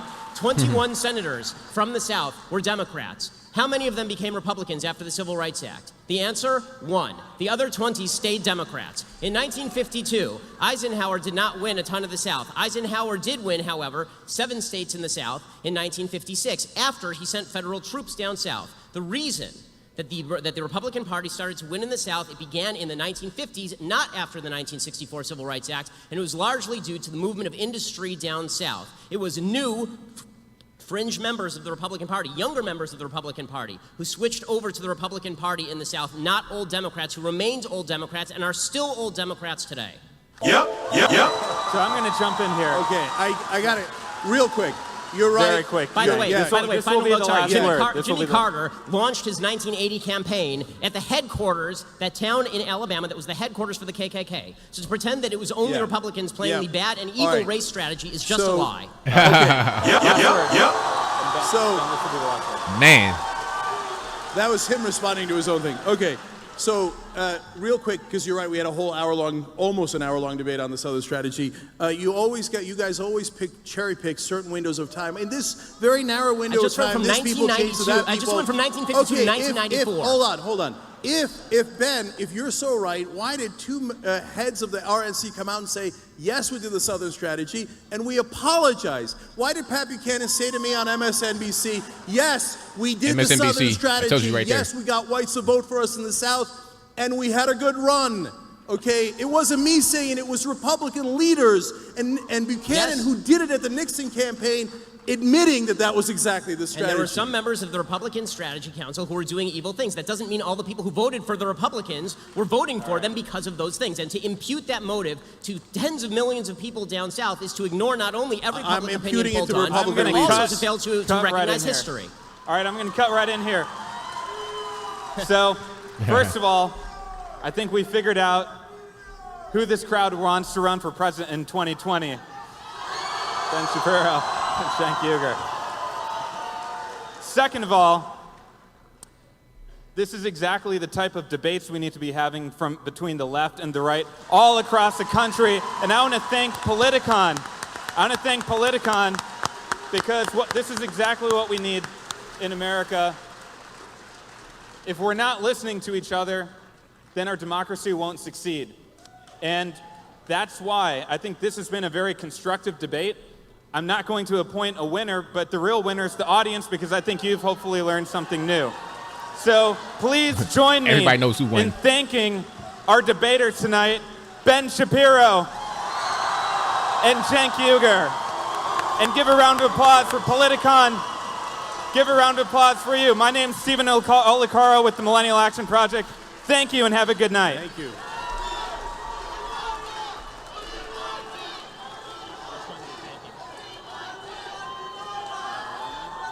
Hello. Test. Hello. Hey, you guys, we have a comedy show coming up right now, actually, so we're hoping that everybody could just keep it, taking their seats. I know we're not going to debate each other, but... All right. Hey, thank y'all for being here, most certainly. I'm going to take some calls right now. If you want to have a reaction to what just happened, the number to call is 434-658-1220. Do not be afraid to call. I will be picking up. I'm not going to do no call screening. Please, no trolls. Out, over the wall you should go. That was a very interesting debate, if I do say so myself. I don't even really know what to say. You know, obviously, Cenk got wrecked. However you say his name, Cenk, whatever. He got wrecked by Ben Shapiro. I'm not even the biggest Ben Shapiro fan, quite honestly, but I can't deny the fact that he got wrecked. That's pretty much what there was. 912, you're on the line. Who am I speaking to? Hey, my name's James. I'm out of Wisconsin, and I just caught your video there towards the end.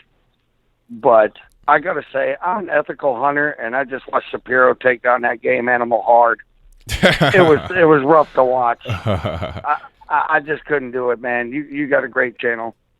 Well, thank you for the call, man. I think you're right about that. He did take him down. It was kind of rough to watch at certain points. It was like, man, somebody called an ambulance, somebody come get a doctor or something to protect him. But hey, my problem with the Young Turks, sir, is they do too much of that race baiting, and that's just not what this country needs right now. One against the other politics, man. It just doesn't work. Right. It doesn't work. I think at this point in time, people are able to see beyond the identity politics, the race baiting stuff. We're beyond that. We want to see real action, real things happening. We're not so much into the identity politics. I think you're correct about that. I mean, give people a chance, but man, I can't watch that guy just keep talking. Shapiro wrecked him hard. Yeah, yes, get the body bag, call the coroner, get a toe tag, call his mama, send him back home. He's done. Thank you for taking my call, sir, and thank you for your channel, and you have a good night. All right, thank you for the call. Definitely appreciate it. All right. 267, you're on the line. Who am I speaking to?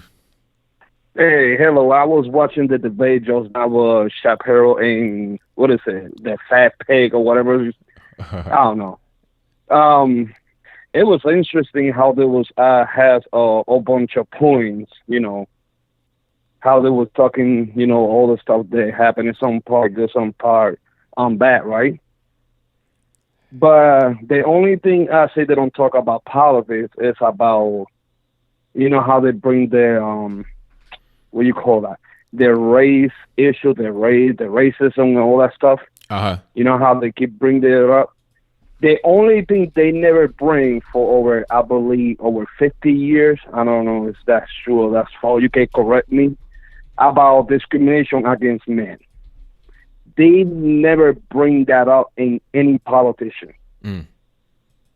It's kind of interesting because I was talking to somebody who's a vet from the Army, and I was explaining to him how men get discriminated in this country. Everybody's worried about their race, how they discriminate white people, black people, anybody, right? Right.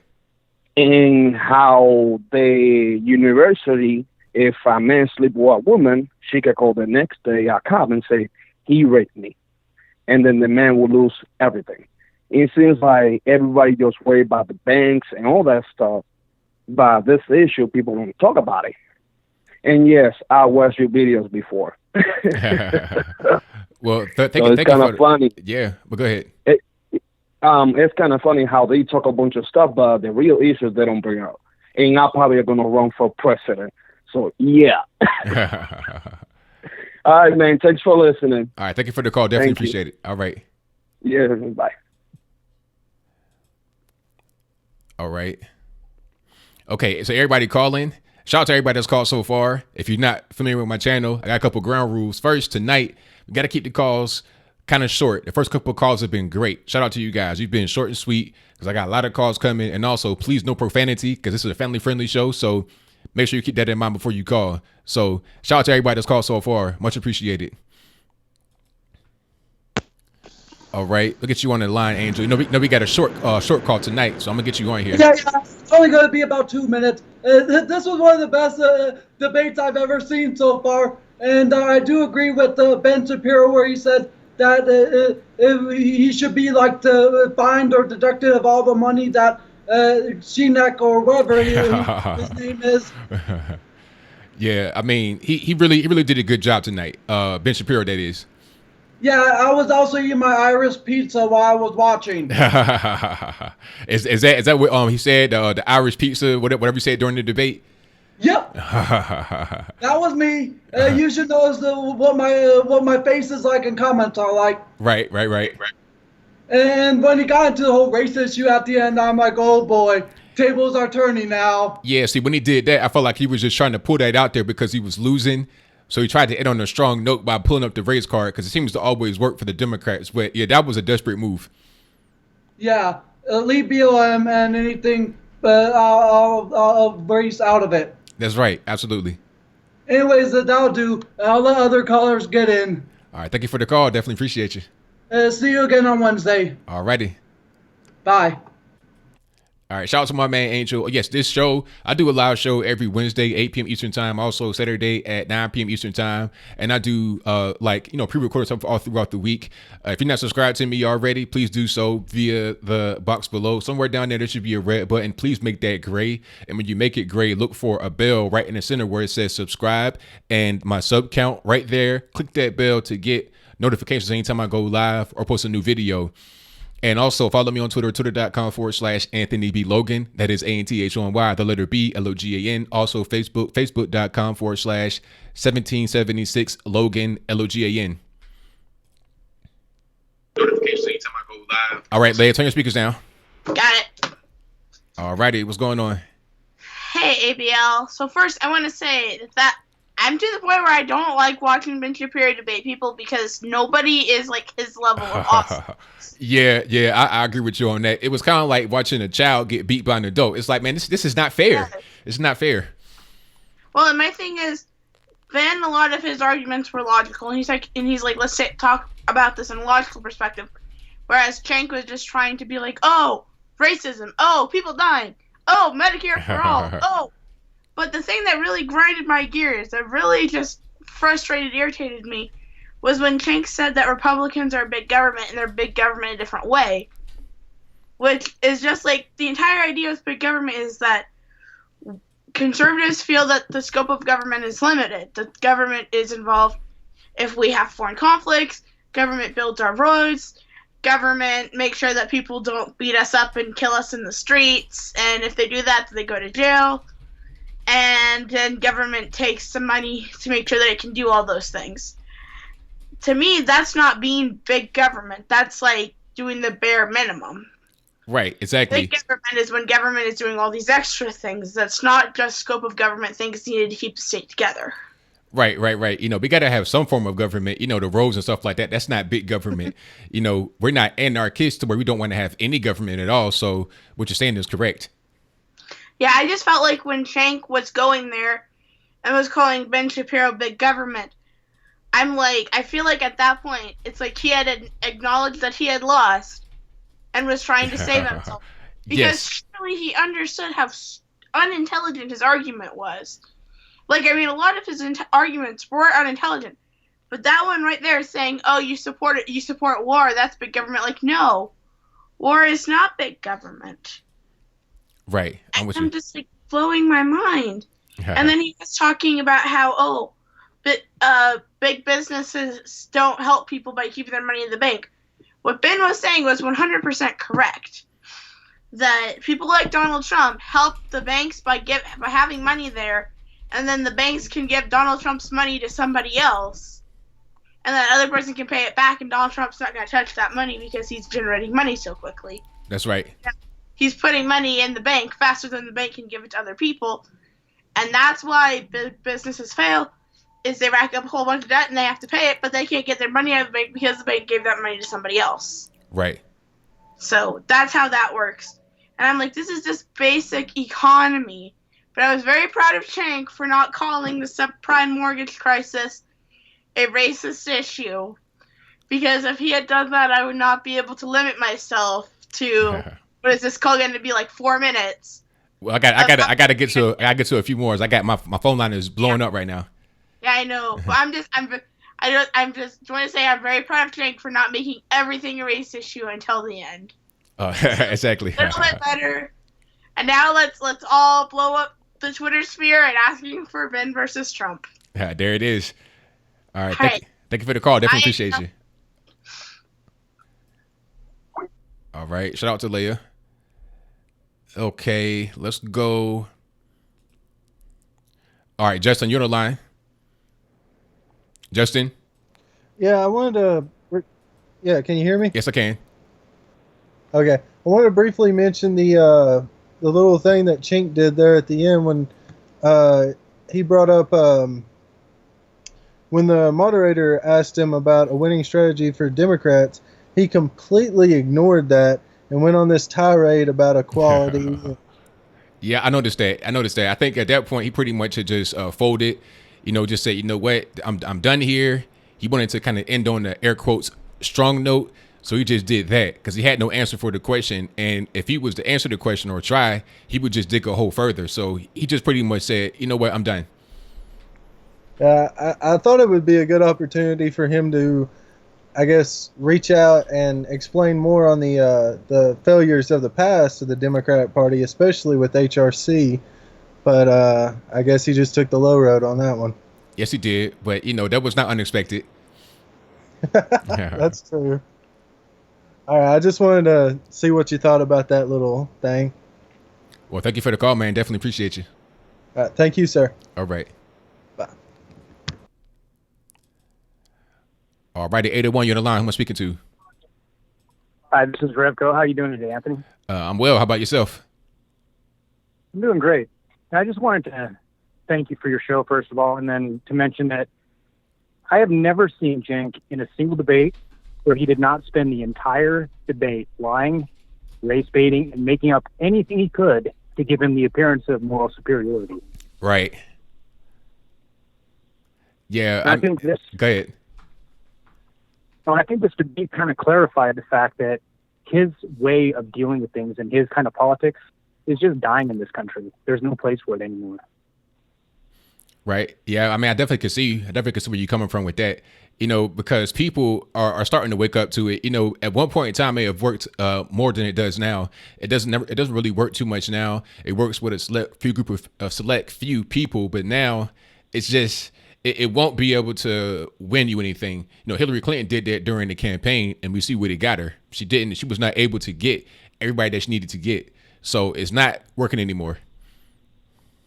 Yeah, the entire policy is just the fact that everybody can see they have no platform. They have nothing to stand on. They have no point.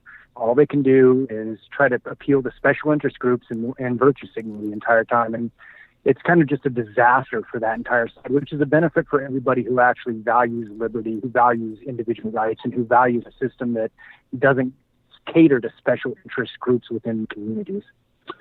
That's right. And that's all I had to say, and thank you for what you do. Thank you for the call. Definitely appreciate it. You have a great night. Same to you. All right, Ramon, let's get you on the line here. Okay. Let me see. Yeah. Your connection is real bad. I can't hear you at all.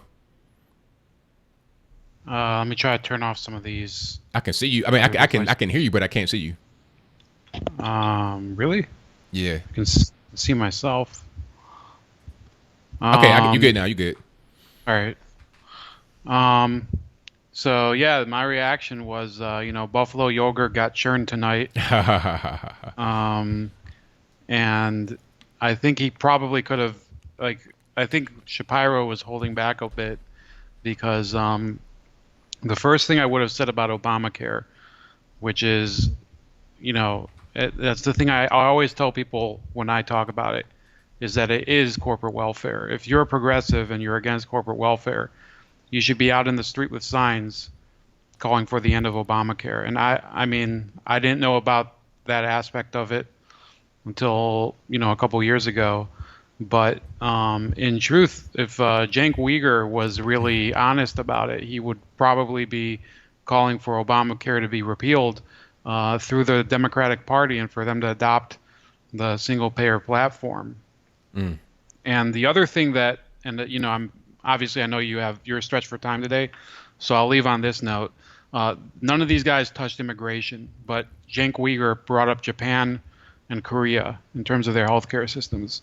The reason their healthcare systems are single payer and they're able to adapt so well is because of their almost non-existent immigration. Yes. I was thinking that during the actual thing. I was like, well, Japan, there's no refugees. It's like 98% Japanese. I'm surprised they didn't bring that up. There's no immigration at all, basically. And in the UK, that's the system that they don't want to talk about. Where they have the single payer, they have tons of immigration. By the way, there's also apparently, I'll have to research it more to bring up some more facts, and I'll leave you on this. But Mexico has single payer. Why then are people leaving Mexico to come here? They have single payer there. So they're moving over to California, which doesn't have the nuts to pass single payer. when they have single payer in Mexico. So, I mean, that's my take on this. And, I think that people are going to have to grapple with this, how to get that message out as they're going to try to proliferate the single payer idea. So anyway, thanks for providing the stream. It was very entertaining. Well, thank you for the call, man. Definitely appreciate you. All right. Have a good night. All right. Same to you. Bye-bye. All right. If you want to join me on Skype, there's an email in the box below. Just open that. It should say Skype email. You can add me on Skype and you can come right there on the screen, just like my man Ramon was just now. And shout out to everybody in the building. We got over 1,000 watching. Thank you for being here. If you're not subscribed, please do so right now. 717 on the line. Who am I speaking to? Hey, Anthony, it's Andrew from Pennsylvania. How you doing? I'm doing pretty good, man. How about yourself? I've been doing good. Been pretty busy lately. That's why I haven't been calling in. But I don't want to waste any time. I didn't hate him, Cenk, for that whole debate, except for when he started talking about, he started blaming identity politics on the right, saying that wanting equal rights for gays is identity politics. No, it's not. He's a freaking idiot. He's a water buffalo, and we can't have a reasonable discussion because he's too much of an ignorant fool. Yeah. I think that part really just, at that point, I was like, oh, man, come on, what are you doing? Like, his ideas are bad enough. But then when you started bringing that up, I'm like, you're just totally in left field here. It was really crazy to hear him say that. But at the same time, I was not surprised. Yeah, that part set me off. That made absolutely no sense to me. I just lost it there. I had no more respect for him for the rest of that. Right.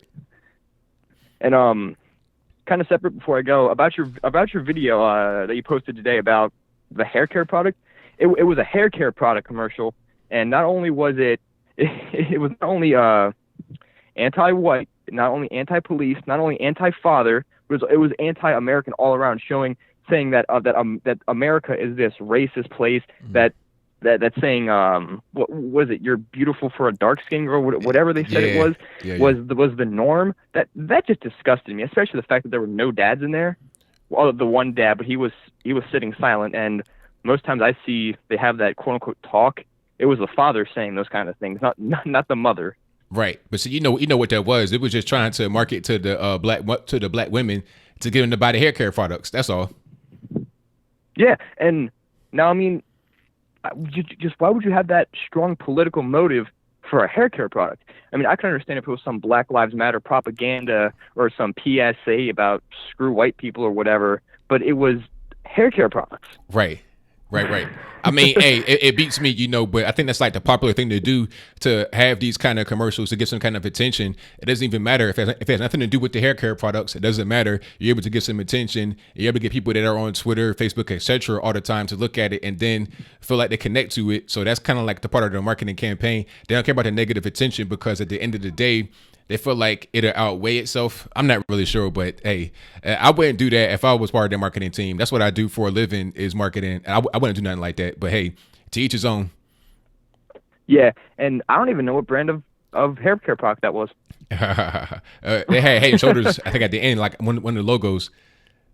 Oh, okay. I don't want to take up too much more of your time. You keep doing what you're doing. You have a good night. Thank you for the call, man. Definitely appreciate it. Yep, see you. All right, Victor, we got you on. Hey, thanks for taking my call. Hey, no problem. Yeah, so I want to mention about how Cenk was talking about college for everyone. Right. Yeah, so to me, that will be a waste of money compared to spending money on the military. Because let's say, for instance, hypothetically, you spend, you give everybody free college. You know how the dropout rate will be high, and then at the end of the day, you'll waste all that money.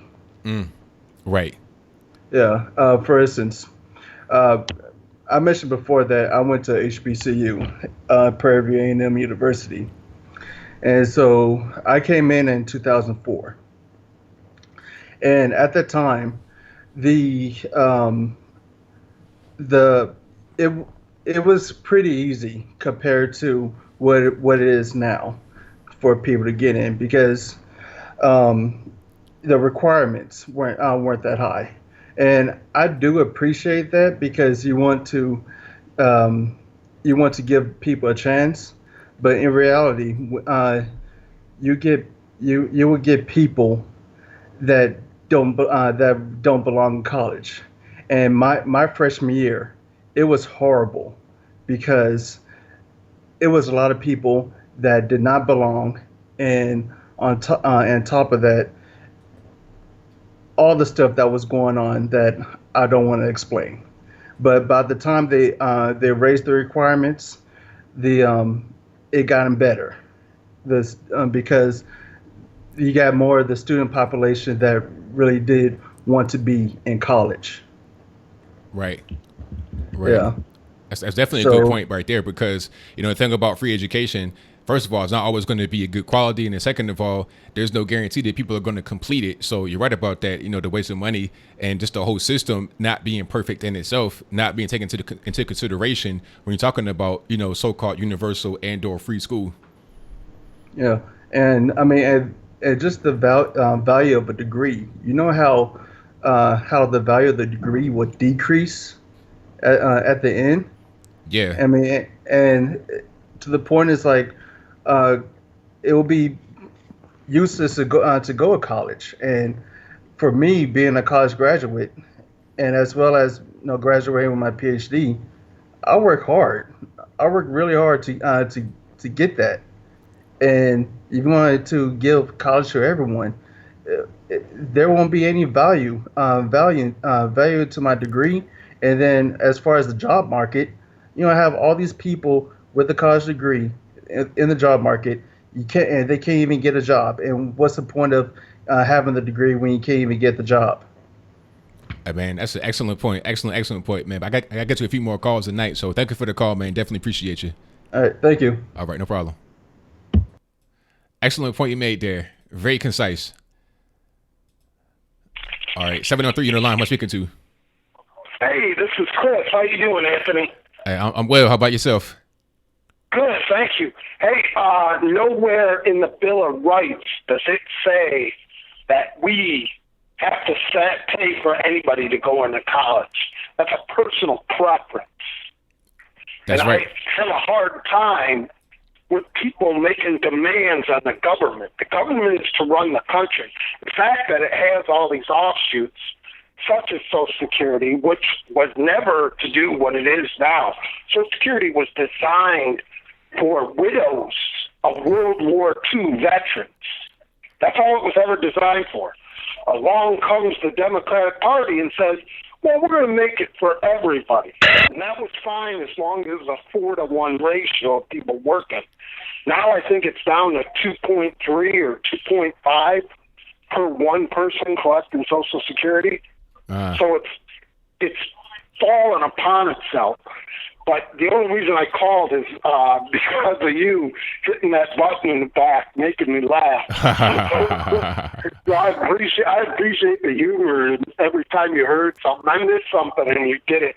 You hit it, and I said, wait a minute, I got to go back and hear what he said. So thanks for keeping me better alert. But overall, Cenk, he did exactly what liberals do. He falls back on the idea that you're entitled to something when you're not. That's right. And that's the Democrat philosophy. Protecting the stupid. Lord God forbid the real taxpayers get a break. Let's give it to the ignorant. And he's a lawyer. If I were him, I'd sue myself for poor representation. Hilarious. Yeah, he did a bad job. He did a bad job, but you know what? I didn't expect anything different. I knew what it was going to be from the beginning, but I still enjoyed it regardless.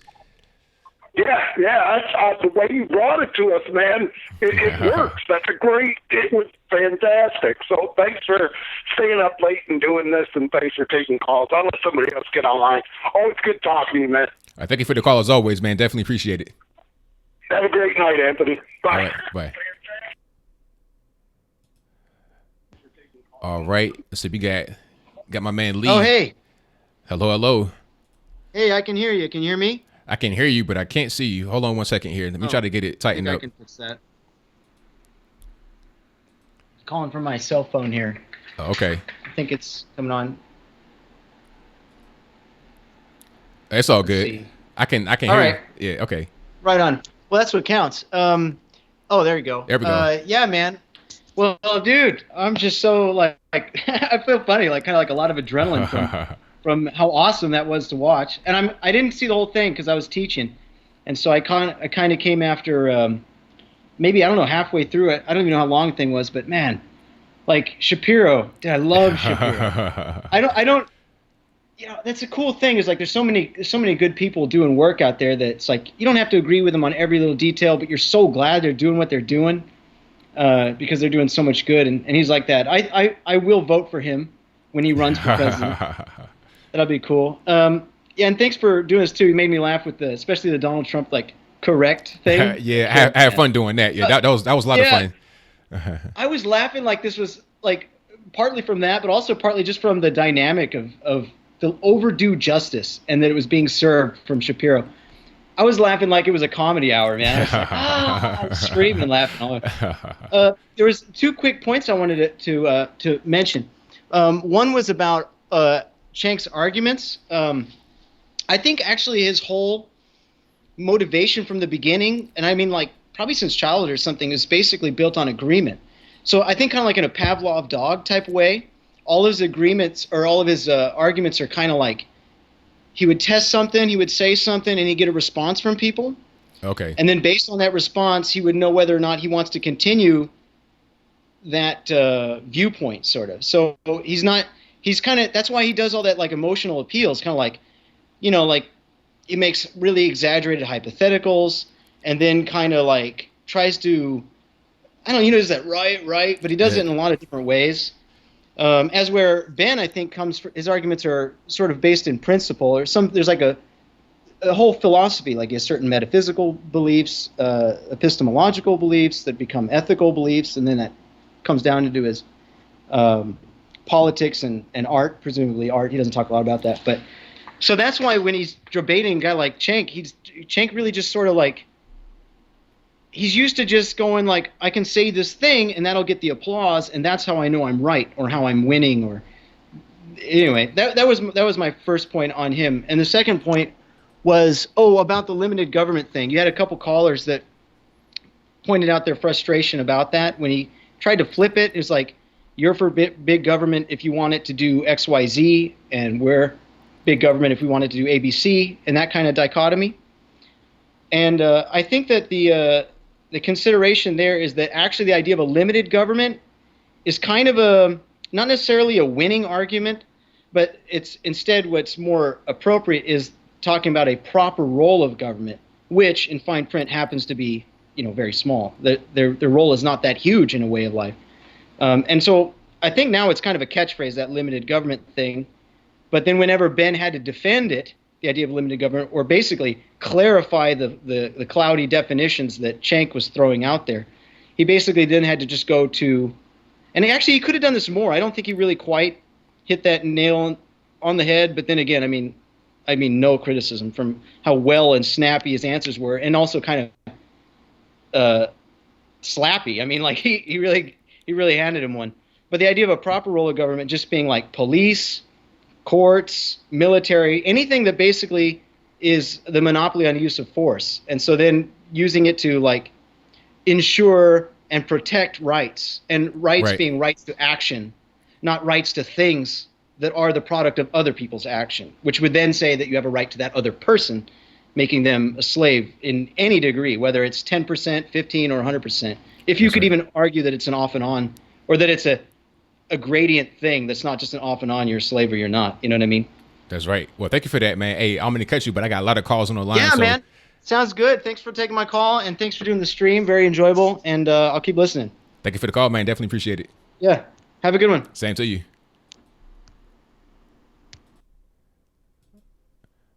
All right. 347, you're on the line. Who am I speaking to? Hey, Anthony. It's Mike from Queens. What's going on? Hey, not too much, man. What's going on? Nothing. I just caught towards the end over there with the Shapiro debate. That was pretty good. I caught the part tuned right in when Cenk went to the when he went to the identity politics. Yeah. And here's all I got to say about that. In the dictionary, when you look up the word racist, it's winning an argument against a liberal. That's right. Yeah, and a couple of guys that Skyped.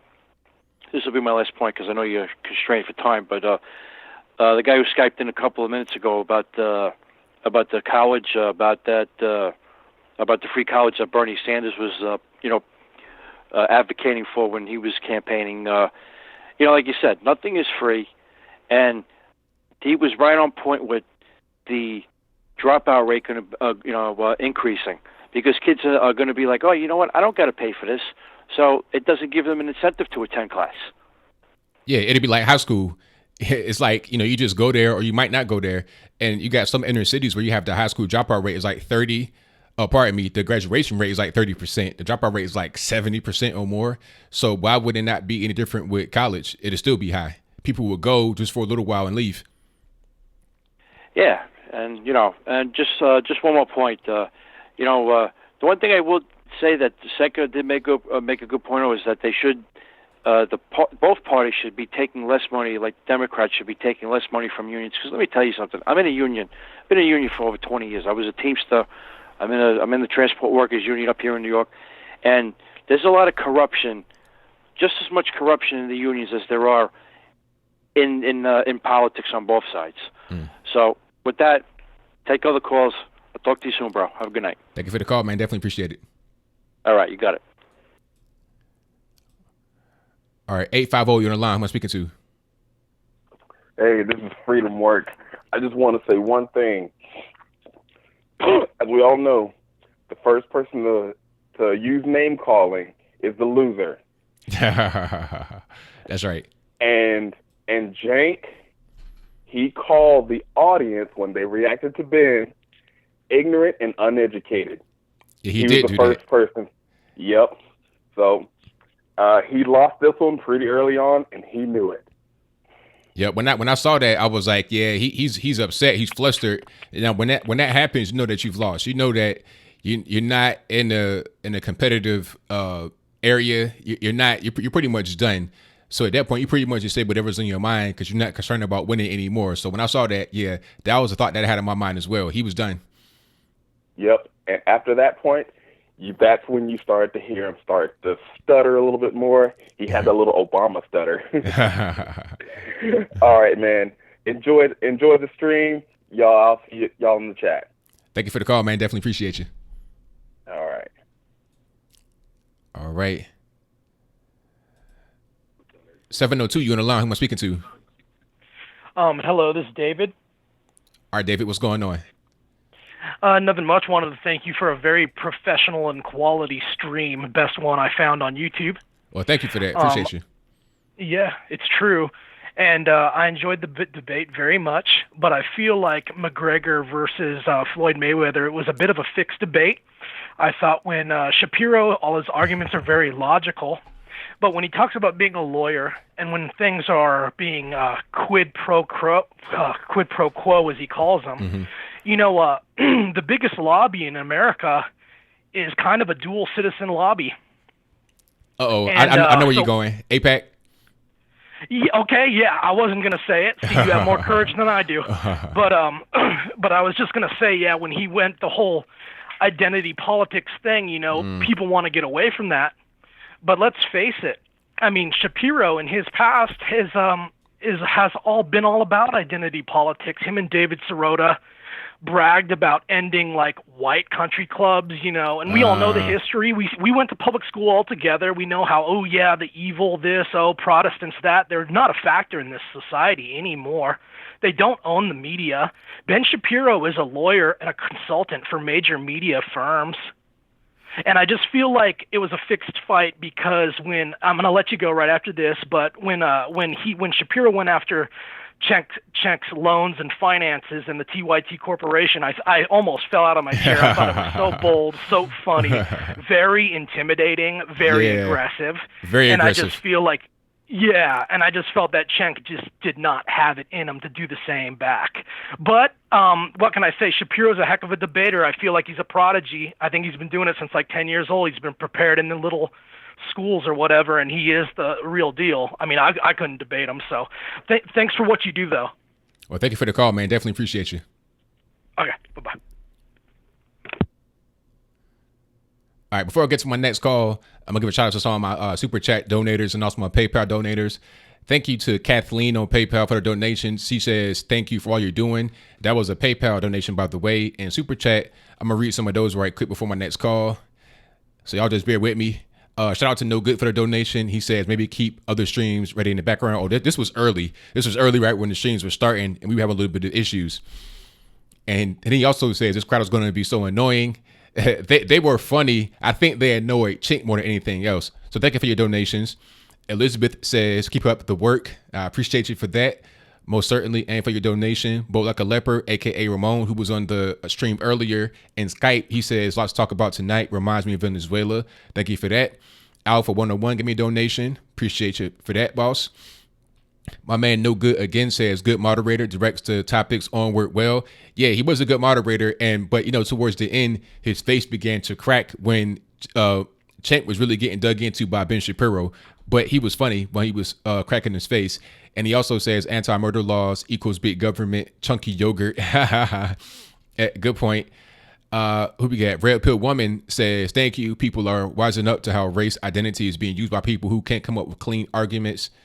Or can't come clean about their true motives, money, like the hair product, fame, raw power, and control over others. Thank you for that donation and your very on point words. Much appreciated. Phantom Evil says, love the show, ABL. Appreciate you for that. And Sam G says, keep up the good work. Alrighty. And Kristen JR says, thanks for the stream, ABL. Well, you're very welcome. Thank you for that. Now let's get back to the calls. 404, you're on the line. Who am I speaking to? 404. I don't know what happened. You might get cold feet, but y'all don't be scared to call. 213, you're on the line. Who am I speaking to? Oh, hey, what's up? I can't believe we got through. Yes. Anyway, hey, Unicorn, what's up? I didn't watch. I just caught the last end of the debate, but did you catch the Ann Coulter and Anna Kasparian debate? No, I heard about that. I heard about it, and I was getting ready to watch it, but I got kind of busy at that moment. But I heard that it was crazy. I need to go watch that. It was really good too. I'm gonna go back and watch the Ben Shapiro and Cenk, whatever his name is, debate. But from what the callers were saying, it seems like Cenk was using the same tactics as Anna. Like she was. It kind of pissed. Or I'm sorry, no, they're kids. It kind of angered me off to no end because I felt like Anne was really objective and clear, and she had like very clear arguments and stuff. And they did both get a little snippy at each other. But I felt like Anna was just twisting everything she said and was trying to call her racist and saying that she was saying stuff that she wasn't saying. And I also noticed in the audience it seemed like there were more probably Democrats at Politicon.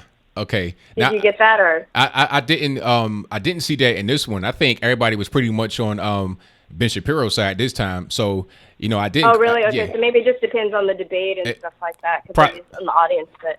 Yeah, probably so. It was probably a different crowd that came to this one versus the other one. But I also heard in the Anna debate that Anna Kasparian had said that if you're black in LA and you can't get a job, maybe you should learn Spanish. Is that true? Yeah, she's a bitch. I'm sorry. I understand. I understand. I'm black. You know what I mean? Like, I'm tired of people. Like, I grew up in South Central Los Angeles, and I'm tired of people like that didn't grow up in gang infested neighborhoods having like this romanticized ideology of how it should be when they've never had to deal with it.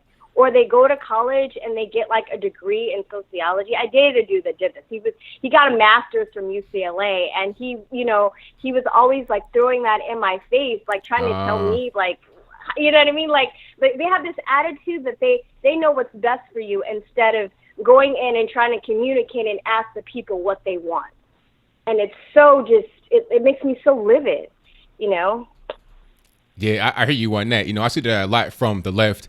And it seems like it's not really a big problem from their point of view. I think it's just a normal way to behave, but I think not. So I'm glad more of us are starting to see that they behave that way and we're not really feeling it. So I'm glad you're on my side with that.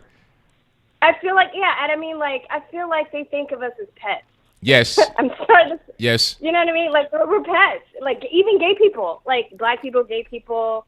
You know, that they were their pets. You know, and it's funny because Anna made what's her face? Anne made a really good comment about like how people that are rich are fighting for the illegal immigrants because it's cheaper labor for them. That's true. She was like, they wouldn't be doing that if they were competing with their jobs.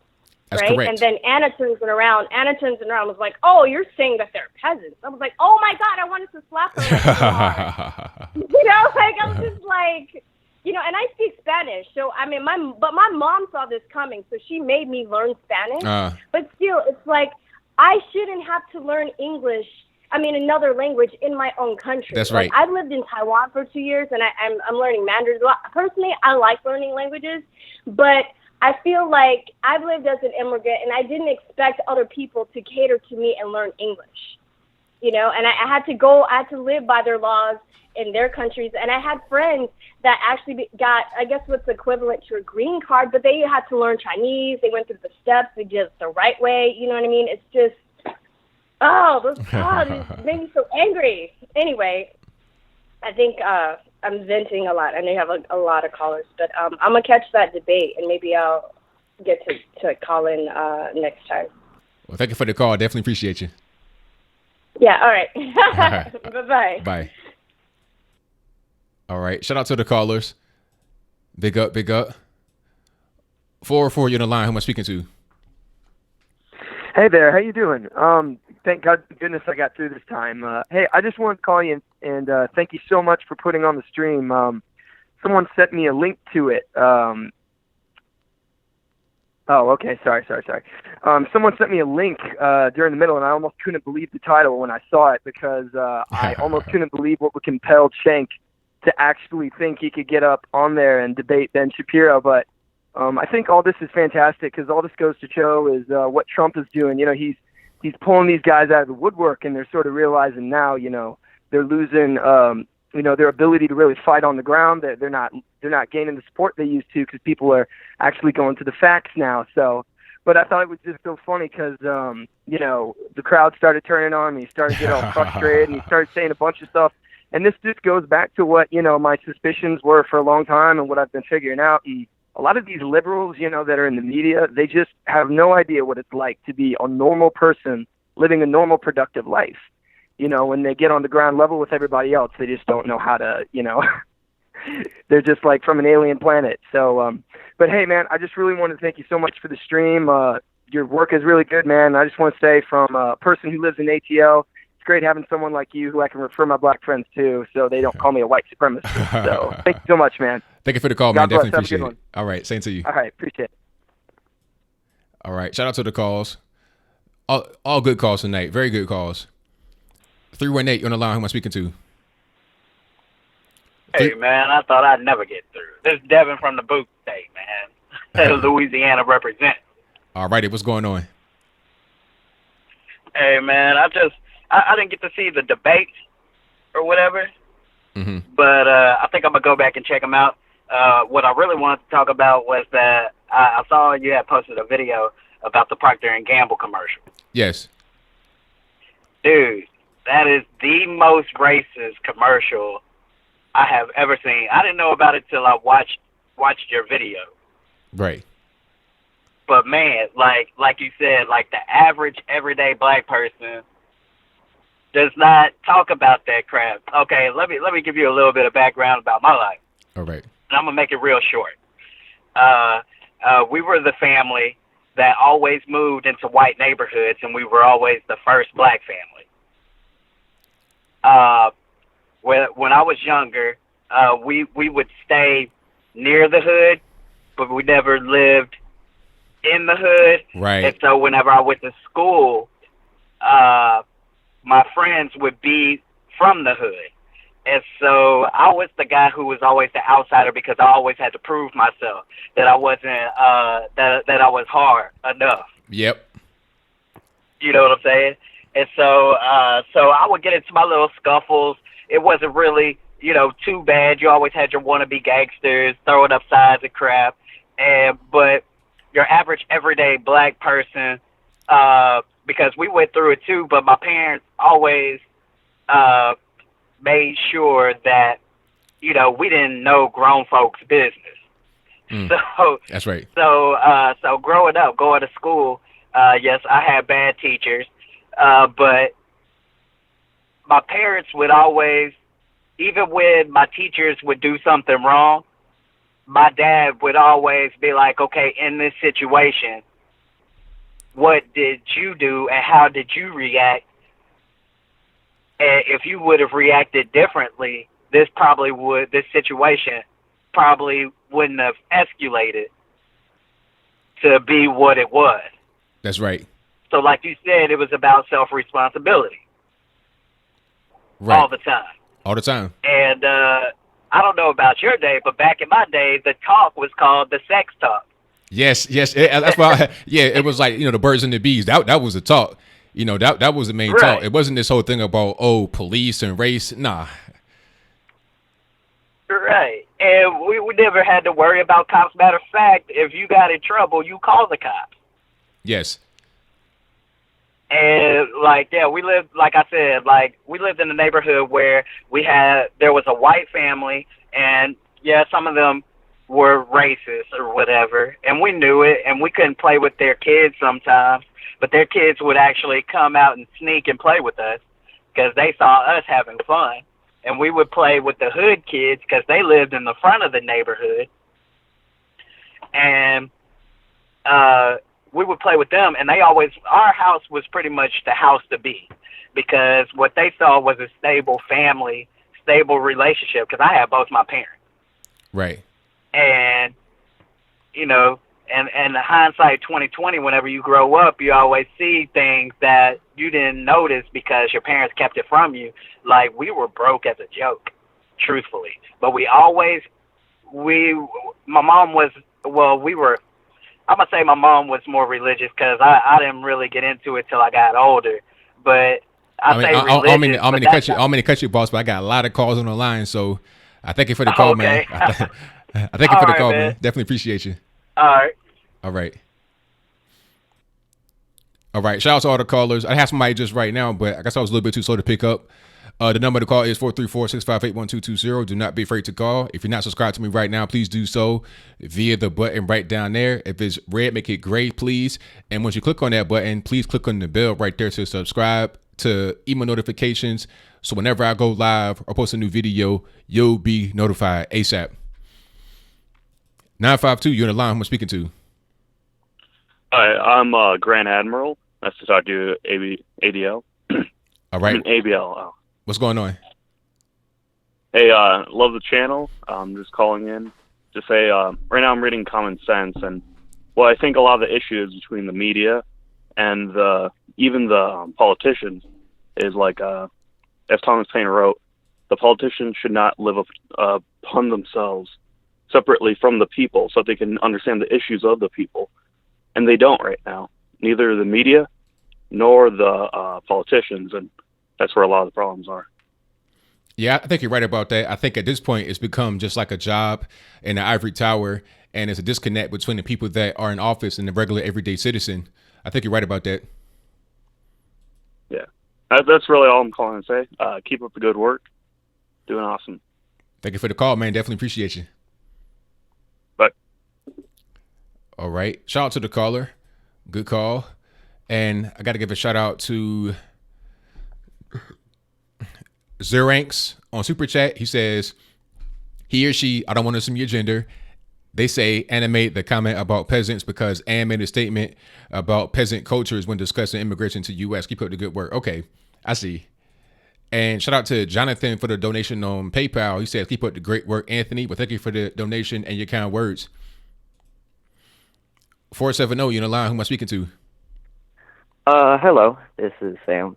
I want to talk about how, Cenk was mostly flustered because of last debate with Dinesh D'Souza. What mainly happened was the crowd was rigged against D'Souza, I think that was what his name was. And the reason why he started being condescending to people was because he didn't have the crowd on this side this time. And usually you see with most debates, when the crowd's on their side, they're more confident, and they usually get more questions. The more questions are more spot on. Yeah, you're right about that. The crowd, he was letting the crowd get to him. He was reacting to the crowd rather than just staying on top of his, his talking points and, being clear and concise that way. As soon as the crowd will react negatively, he just reacted negatively as well, which is not what you got to do when you in a debate situation. You got to maintain control. Yeah, you just become the enemy of the people when you start to become condescending to them. That's right. And then it gets worse from there because then they're going to keep doing it more because now you've angered them. So now they're against you. They might just disagree with you at one point, but you may have been able to get them back on your side if you did not attack them. But now that you attacked them, now it's over. Yeah. That's it. All right. Thank you for the call. Definitely appreciate it. All right. Shout out to everybody in the chat. Shout out to everybody that's called. Big up. And the number to call is 434-658-1220. I'll give you guys a few more minutes before I bounce. It's been a good stream. A very good stream. I've enjoyed it. 586 on the line. Who am I speaking to? Hello? Yes, 586. Can you hear me? Yep. All right, what's going on? This is Nate from Macomb, which is not for Detroit. All right, Nate, what's going on? All right, so I was listening a few calls back, or I guess it's a while now, talking about free healthcare and stuff, or free college and stuff. You know how like high school is paid for by tax dollars now? Well, so if you make college free, then everyone will go to it, just like high school. Then you have to move the goalposts. You know what I'm saying? You said what now? Say that one more time. So, like, making college free would be like moving the goalposts to where everyone goes to college. So now you have to, the people who want to advance the most have to go to something else. Yeah, you're right about that. Because like you're correct. Because if you go to college after high school, if they're both free, a college degree now becomes a high school degree. So now you got to take more. It extends your period of education to be able to get the equivalent of a bachelor's degree today. So how long are you going to be in school? I mean, you're going to be in school half of your life. You'd be 32 years old, just getting into the workforce with a serious job. That's too old. You need to be able to have the proper education younger than that because life is short. Yeah, and I think that by keeping people in government schools as a whole, it's like a way for the government to continually propagandize them. And so, unfortunately, you're not entering the workforce. So.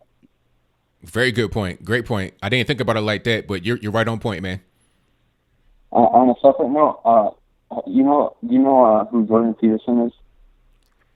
Who? Jordan B. Peterson. Yes, I do know him. It's the Canadian, right? Yeah, the psychology guy. Yes. Yeah, so I was wondering if you would consider like having him on your show or having a dialogue with him, because it'd be interesting to see what you guys could come up with. Oh, that'd be great. I admit I'm not that familiar with his work. I know who he is, and I know kind of what he does. So I need to look into him a little bit more to see what he's about, so I know what to talk to him about. But yeah, I'd definitely be interested in that. All right, so that's all I got. So thanks for I'm multi-guy guy. Thanks for the work you do, and see you later. Thank you for the call, man. Definitely appreciate it. All right, thanks. All right, shout out to the caller. 682, you on the line. Who am I speaking to? This is Aaron. All right, Aaron, what's going on? I just wanted to comment on the debate tonight. Yes. I think Cenk should not even try to debate Ben Shapiro. He has no actual points. Why would he name his channel after the Turks, which committed a genocide against the Armenians? Yeah, that's a crazy, that's something that's not really been answered. I think somebody asked Anna Kasparian that live during the show, and she didn't really have to answer herself. And it's like, come on, you're Armenian. Like, you are an Armenian working for the Young Turks who literally did the Armenian genocide, and she could not answer the question. So I'm not really sure. I don't see why they didn't change it. They probably just had that name and couldn't change it after it became branded. But that name is crazy if anybody knows what it's about, which many of us do. Yeah, the genocide of the Armenian Christians by the Muslim hierarchy. Right. They can leave that out of history all they want. I mean, they can abbreviate their channel name TYT Tit if they want, if they want to suck on one. But beyond that, did you notice how Cenk wouldn't even look at Ben Shapiro? He always looks to the he always looks to the left for his answers, but he won't look to the left on a stage. Yeah, I did kind of notice that, but I think, I'm not really sure what he was doing with that. That was kind of strange. He didn't seem to like he wanted to look Ben Shapiro in the eye like he was, if he would have looked him in the eye, he would have just walked off stage. Cenk would have just walked out because he had no real points in this debate. I wouldn't even call it a debate. It was like him spouting off his, small time views, and Ben Shapiro is just speaking the facts. He only works on fact, and if he can't, I don't think Cenk could keep up with his speedy talking, but right. I think Ben got in about 3 times more points than Cenk did in the same amount of time. So, all I could say is, if Ben would run for president, he would be great.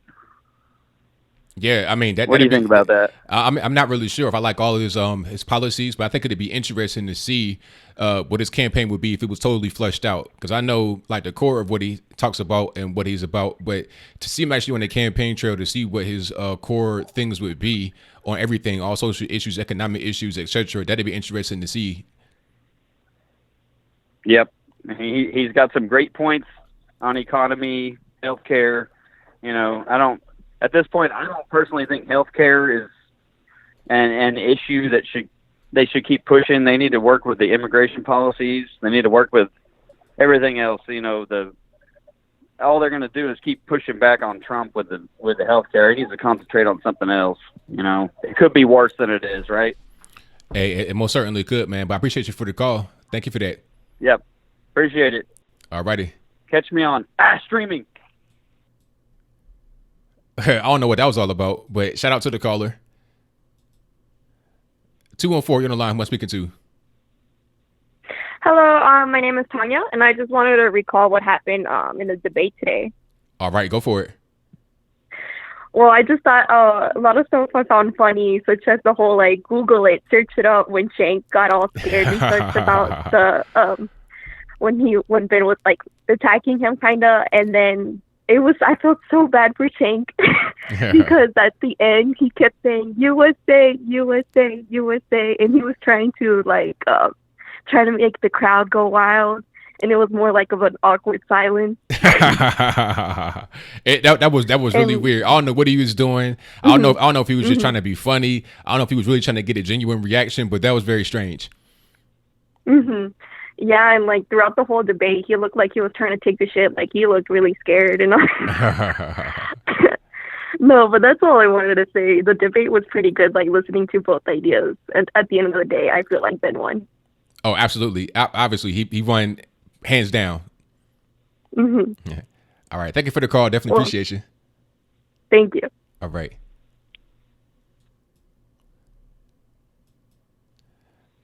All right, 515, you're on the line. Who am I speaking to? Turn speakers down, please. 515. Hello? Yes, can you hear me? Yep. All righty, what's going on? Not much. All right, so what's on your mind? All right. Well, I thought the debate went pretty well. I think Ben definitely did a lot better than Cenk. I do think, though, that the reason the left is they're focused more on current issues rather than stopping it to begin with.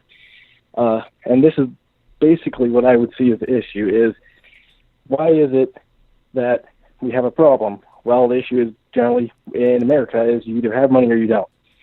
So the answer is, the question is, why don't low-income people have money?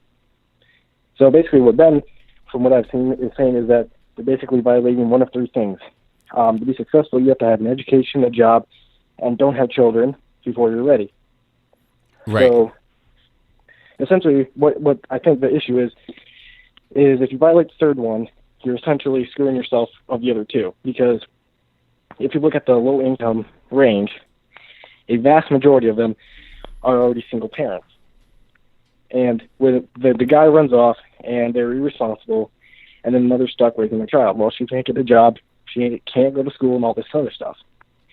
And the reason I think that is because there's the option for abortion, which essentially is like kind of a psychological trick as it pertains to choices. Whether if you give someone more choices, they're more likely to base other options off those choices than if you take them away. So basically, the reason why I think abortion should be illegal is because, first off, Planned Parenthood, it doesn't make sense. The whole point of Planned Parenthood is that you're planning for parenthood, which means you have to have children. So killing them really doesn't make any sense at all. But everything about Planned Parenthood is great, except for abortions. Free contraception is definitely great, and this is the issue. People tend to forget that the whole reason you have an abortion is because you're pregnant. Well, why don't we prevent people from getting pregnant? Contraception is 99% effective, and people don't want to get pregnant, which is why they have the abortion. If you take the abortion option away, well, they still don't want to get pregnant, and they don't want to go to jail for homicide, so they end up using contraception. The reason why that's a big thing is because now you don't have people having their children and dropping into the lower income class.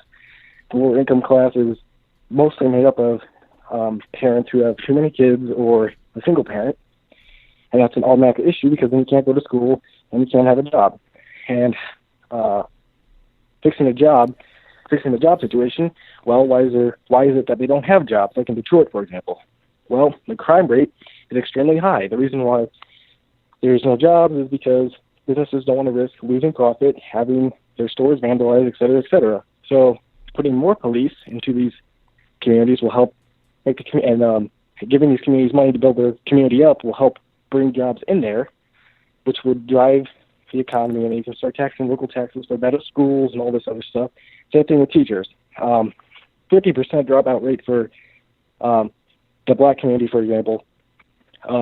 It doesn't make sense because you have to. If the whole reason is that you're poor, so then you go out and you commit crimes such as use distribution of drugs. It's a quick way to get money, and you're providing for your family. But the reason why it doesn't help is because they don't know how to use their money to begin with. So educating these people, educating low-income people on how to use their money, rather than just giving them a bunch of money that just makes them stay above water, essentially, makes no sense. And that's the problem with abortion is once you drop into the lower income range, if you have an abortion, it just prevents your life from getting worse, but it doesn't make your life any better.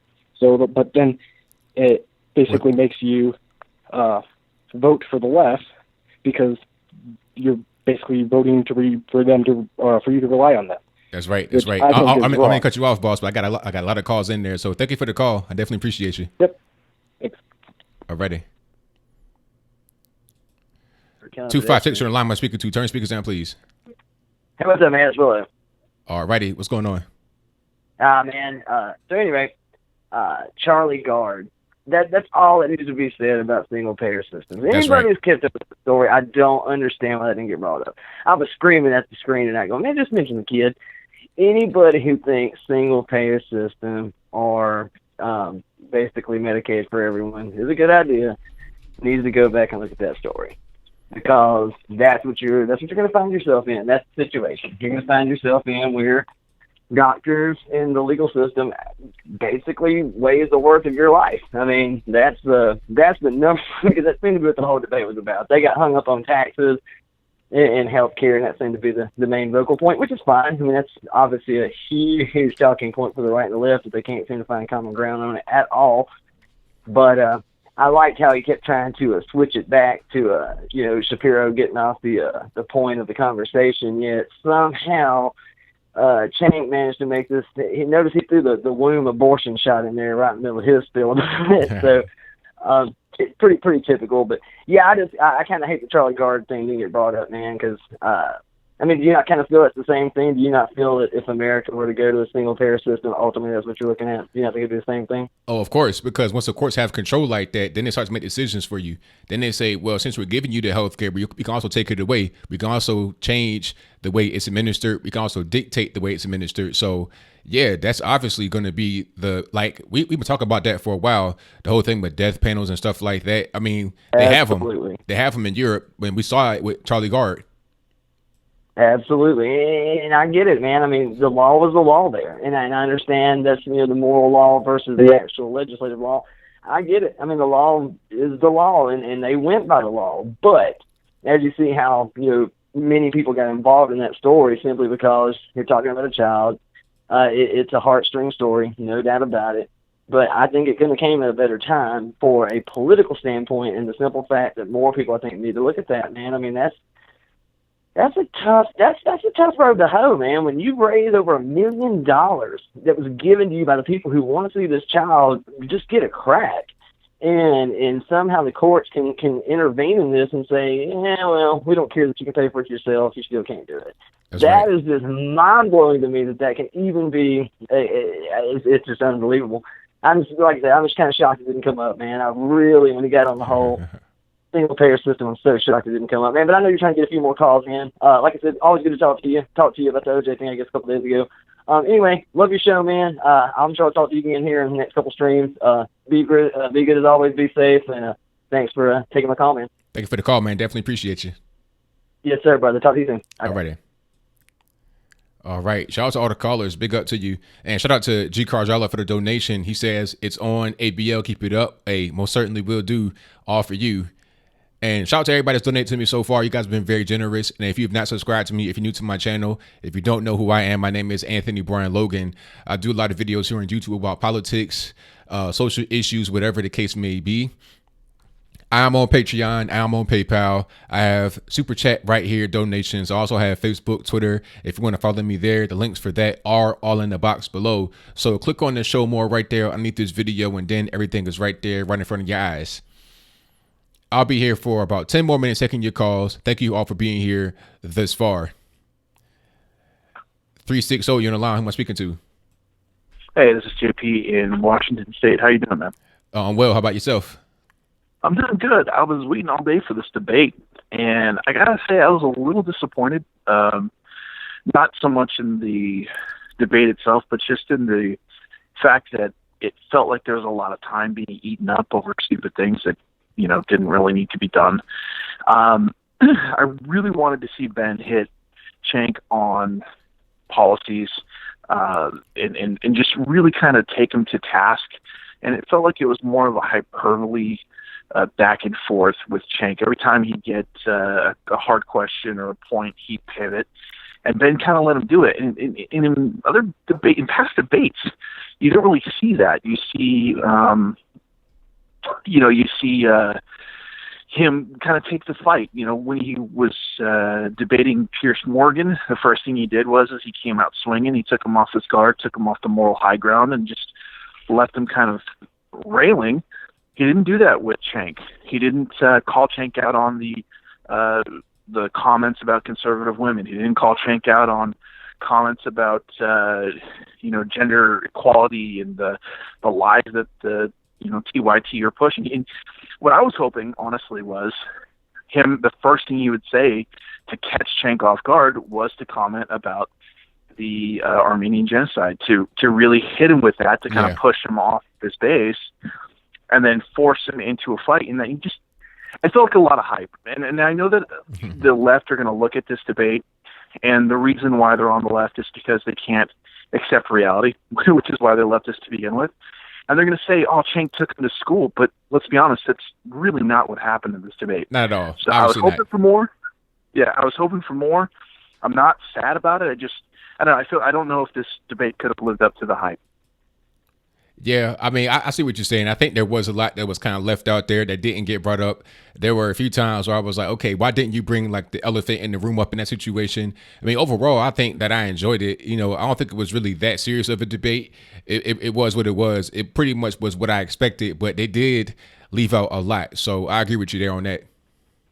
Yeah, it felt like there was a lot of hype for it. There's a lot of like, we're going to push this big debate. And then it just kind of fizzled. It's like watching the Super Bowl. You get excited for it, and then it's a blowout game, and you're just like, nah. Right. I'm on the commercials. So, yeah. I don't know.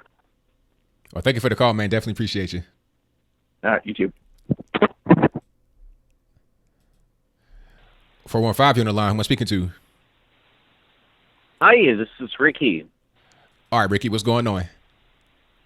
Hey, I was just calling to talk about, I'm a pretty far lefty, but I ended up subscribing to your channel, I don't know, probably 8 months ago, and there was this seemingly perfect social justice moment for the warriors of social justice, and, you know, we go on about that forever, to take, where there was this black homeless woman who was really kind of tormented and bullied. I don't want to say really beaten up and make the situation more than it was, but it seemed like her earthly possessions were being pulled out of her car when she was trying to defend the Trump plaque.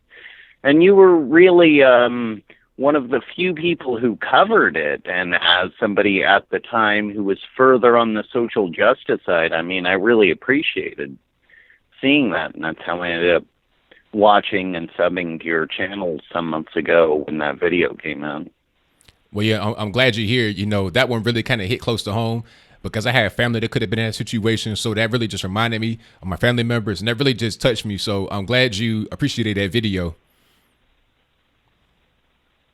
Yeah, the Ben Shapiro debate, it was funny when I came into this chat about, I don't know, 30 minutes ago, they were saying that Cenk dominated, and I think that sort of the expectation was that his fail was going to be so hard that if he didn't have that falling on the sword moment, that it was a total loss. And I was in a complete lefty channel, I mean, immediately afterwards, and they were like, Cenk totally lost, Ben kicked his butt, and it's a real lefty crowd there, which wow, you know, is sort of expected at Politicon. I mean, the Young Turks are always like a quarter of the entire event, right? I mean, you know, like Crowder's always saying, you know, they have like a Young Turks, you know, section of Politicon ever since it started. And I think that Ben, I mean, for me, I've been a big fan because he's just an honest guy. I mean, I don't see any deception in Ben, whether I agree or not. But it seemed like he, I don't know, the left likes to use woke and the right likes to use red pill. They're both kind of bullshit. I mean, people evolve over time. I mean, you see different points of view. And I think that there were red-pilled or woked a lot of leftists that saw that Ben had something really to say, whether they even agreed with him or not. I mean, at least I think there's a huge number of people acknowledging it. Yeah, I mean, I think at the end of the day, it'd be hard to look at that debate and just look at it honestly and think that Cenk won that. It's obviously that's not the case. Yeah, I kind of expected Cenk to just kind of get his butt kicked over his head, but that's not really what happened. He held his own a lot more than I thought that he would. But I think Ben was a little bit soft with him, and I think part of it was to play to the audience. Well, yeah, I think there was some things that were not said that could have been said, but I think even with that, I think he still did a good job. He didn't have to just, tear his head off completely to win. It's just like when you have a lion that's defeating some kind of smaller game, didn't have to really be violent with what they do. They can just run up on it, clench it with its jaws, and it's over. There's no need to go through any kind of real violent and dramatic fatality type animation. You can just take it and do what you got to do with it. So that's my opinion about it. But on that note, I got a few more calls. I got to get a few more calls, boss. So thank you for that, man. Definitely appreciate you. Have a good one, man. All right. All right. Bye. All right. Shout out to the caller. Hey, I like people from the left that are joining the channel. It's much appreciated. Everybody that is here. All right. I'm going to go ahead and give myself about 3 more minutes of reading the chat. I'm going to end the calls. That'll be the last bit of the calls right there. I'm sorry if you cannot get through, but we're also at the 2 hour and 30 minute mark. Thank you all for being here. Much appreciated. I'm reading some of the comments here before I leave. Oh, if you don't know me, if you're here for the first time ever, my name is Anthony Brian Logan. I'm here every Wednesday at 8 p.m. Eastern time and Saturday at 9 p.m. Eastern time doing a live show. And throughout the week, I put up pre-recorded videos about political issues mostly, and sometimes social issues, especially if they interact with political issues. So make sure you subscribe. Make sure you are follow me on Twitter at twitter.com/Anthony B. Logan. That is ANTHONY, the letter B, LOGAN. Also follow me on Facebook at facebook.com/1776 Logan, LOGAN. The links for that are in the box below. If you want to support me on Patreon, the Patreon is patreon.com/Anthony B. Logan. Again, ANTHONY, the letter B, LOGAN. Also, you can donate to me on PayPal if you desire. And the link for that is in the box below. Right up under this video, click on the little show more button and you'll see everything right there with the little triangular, arrows pointing to it. So that's all I got for today. You guys have been great. Thank you all for being here. And shout out to my mods. And you guys been working overtime today, man. Shout out to y'all. But I'm going to tell everybody who's a moderator right quick. You got Bye, a.k.a. Terrence, Dan Larkin, Hillbilly Swarp, Cynthia Webb, Pete Ariza, Dina Jones, Lucha Milo, Zealand Zen, Catherine K, and Zero Cool. Thank y'all for what y'all do. Oh, pardon me, not Zero Cool no more. This is the new and improved Zero Cool, Dade Murphy. Shout out to you, man, for what you do, and everybody else. Most certainly appreciate it. And I'm out. So until next time, y'all be safe. I'm out. Peace.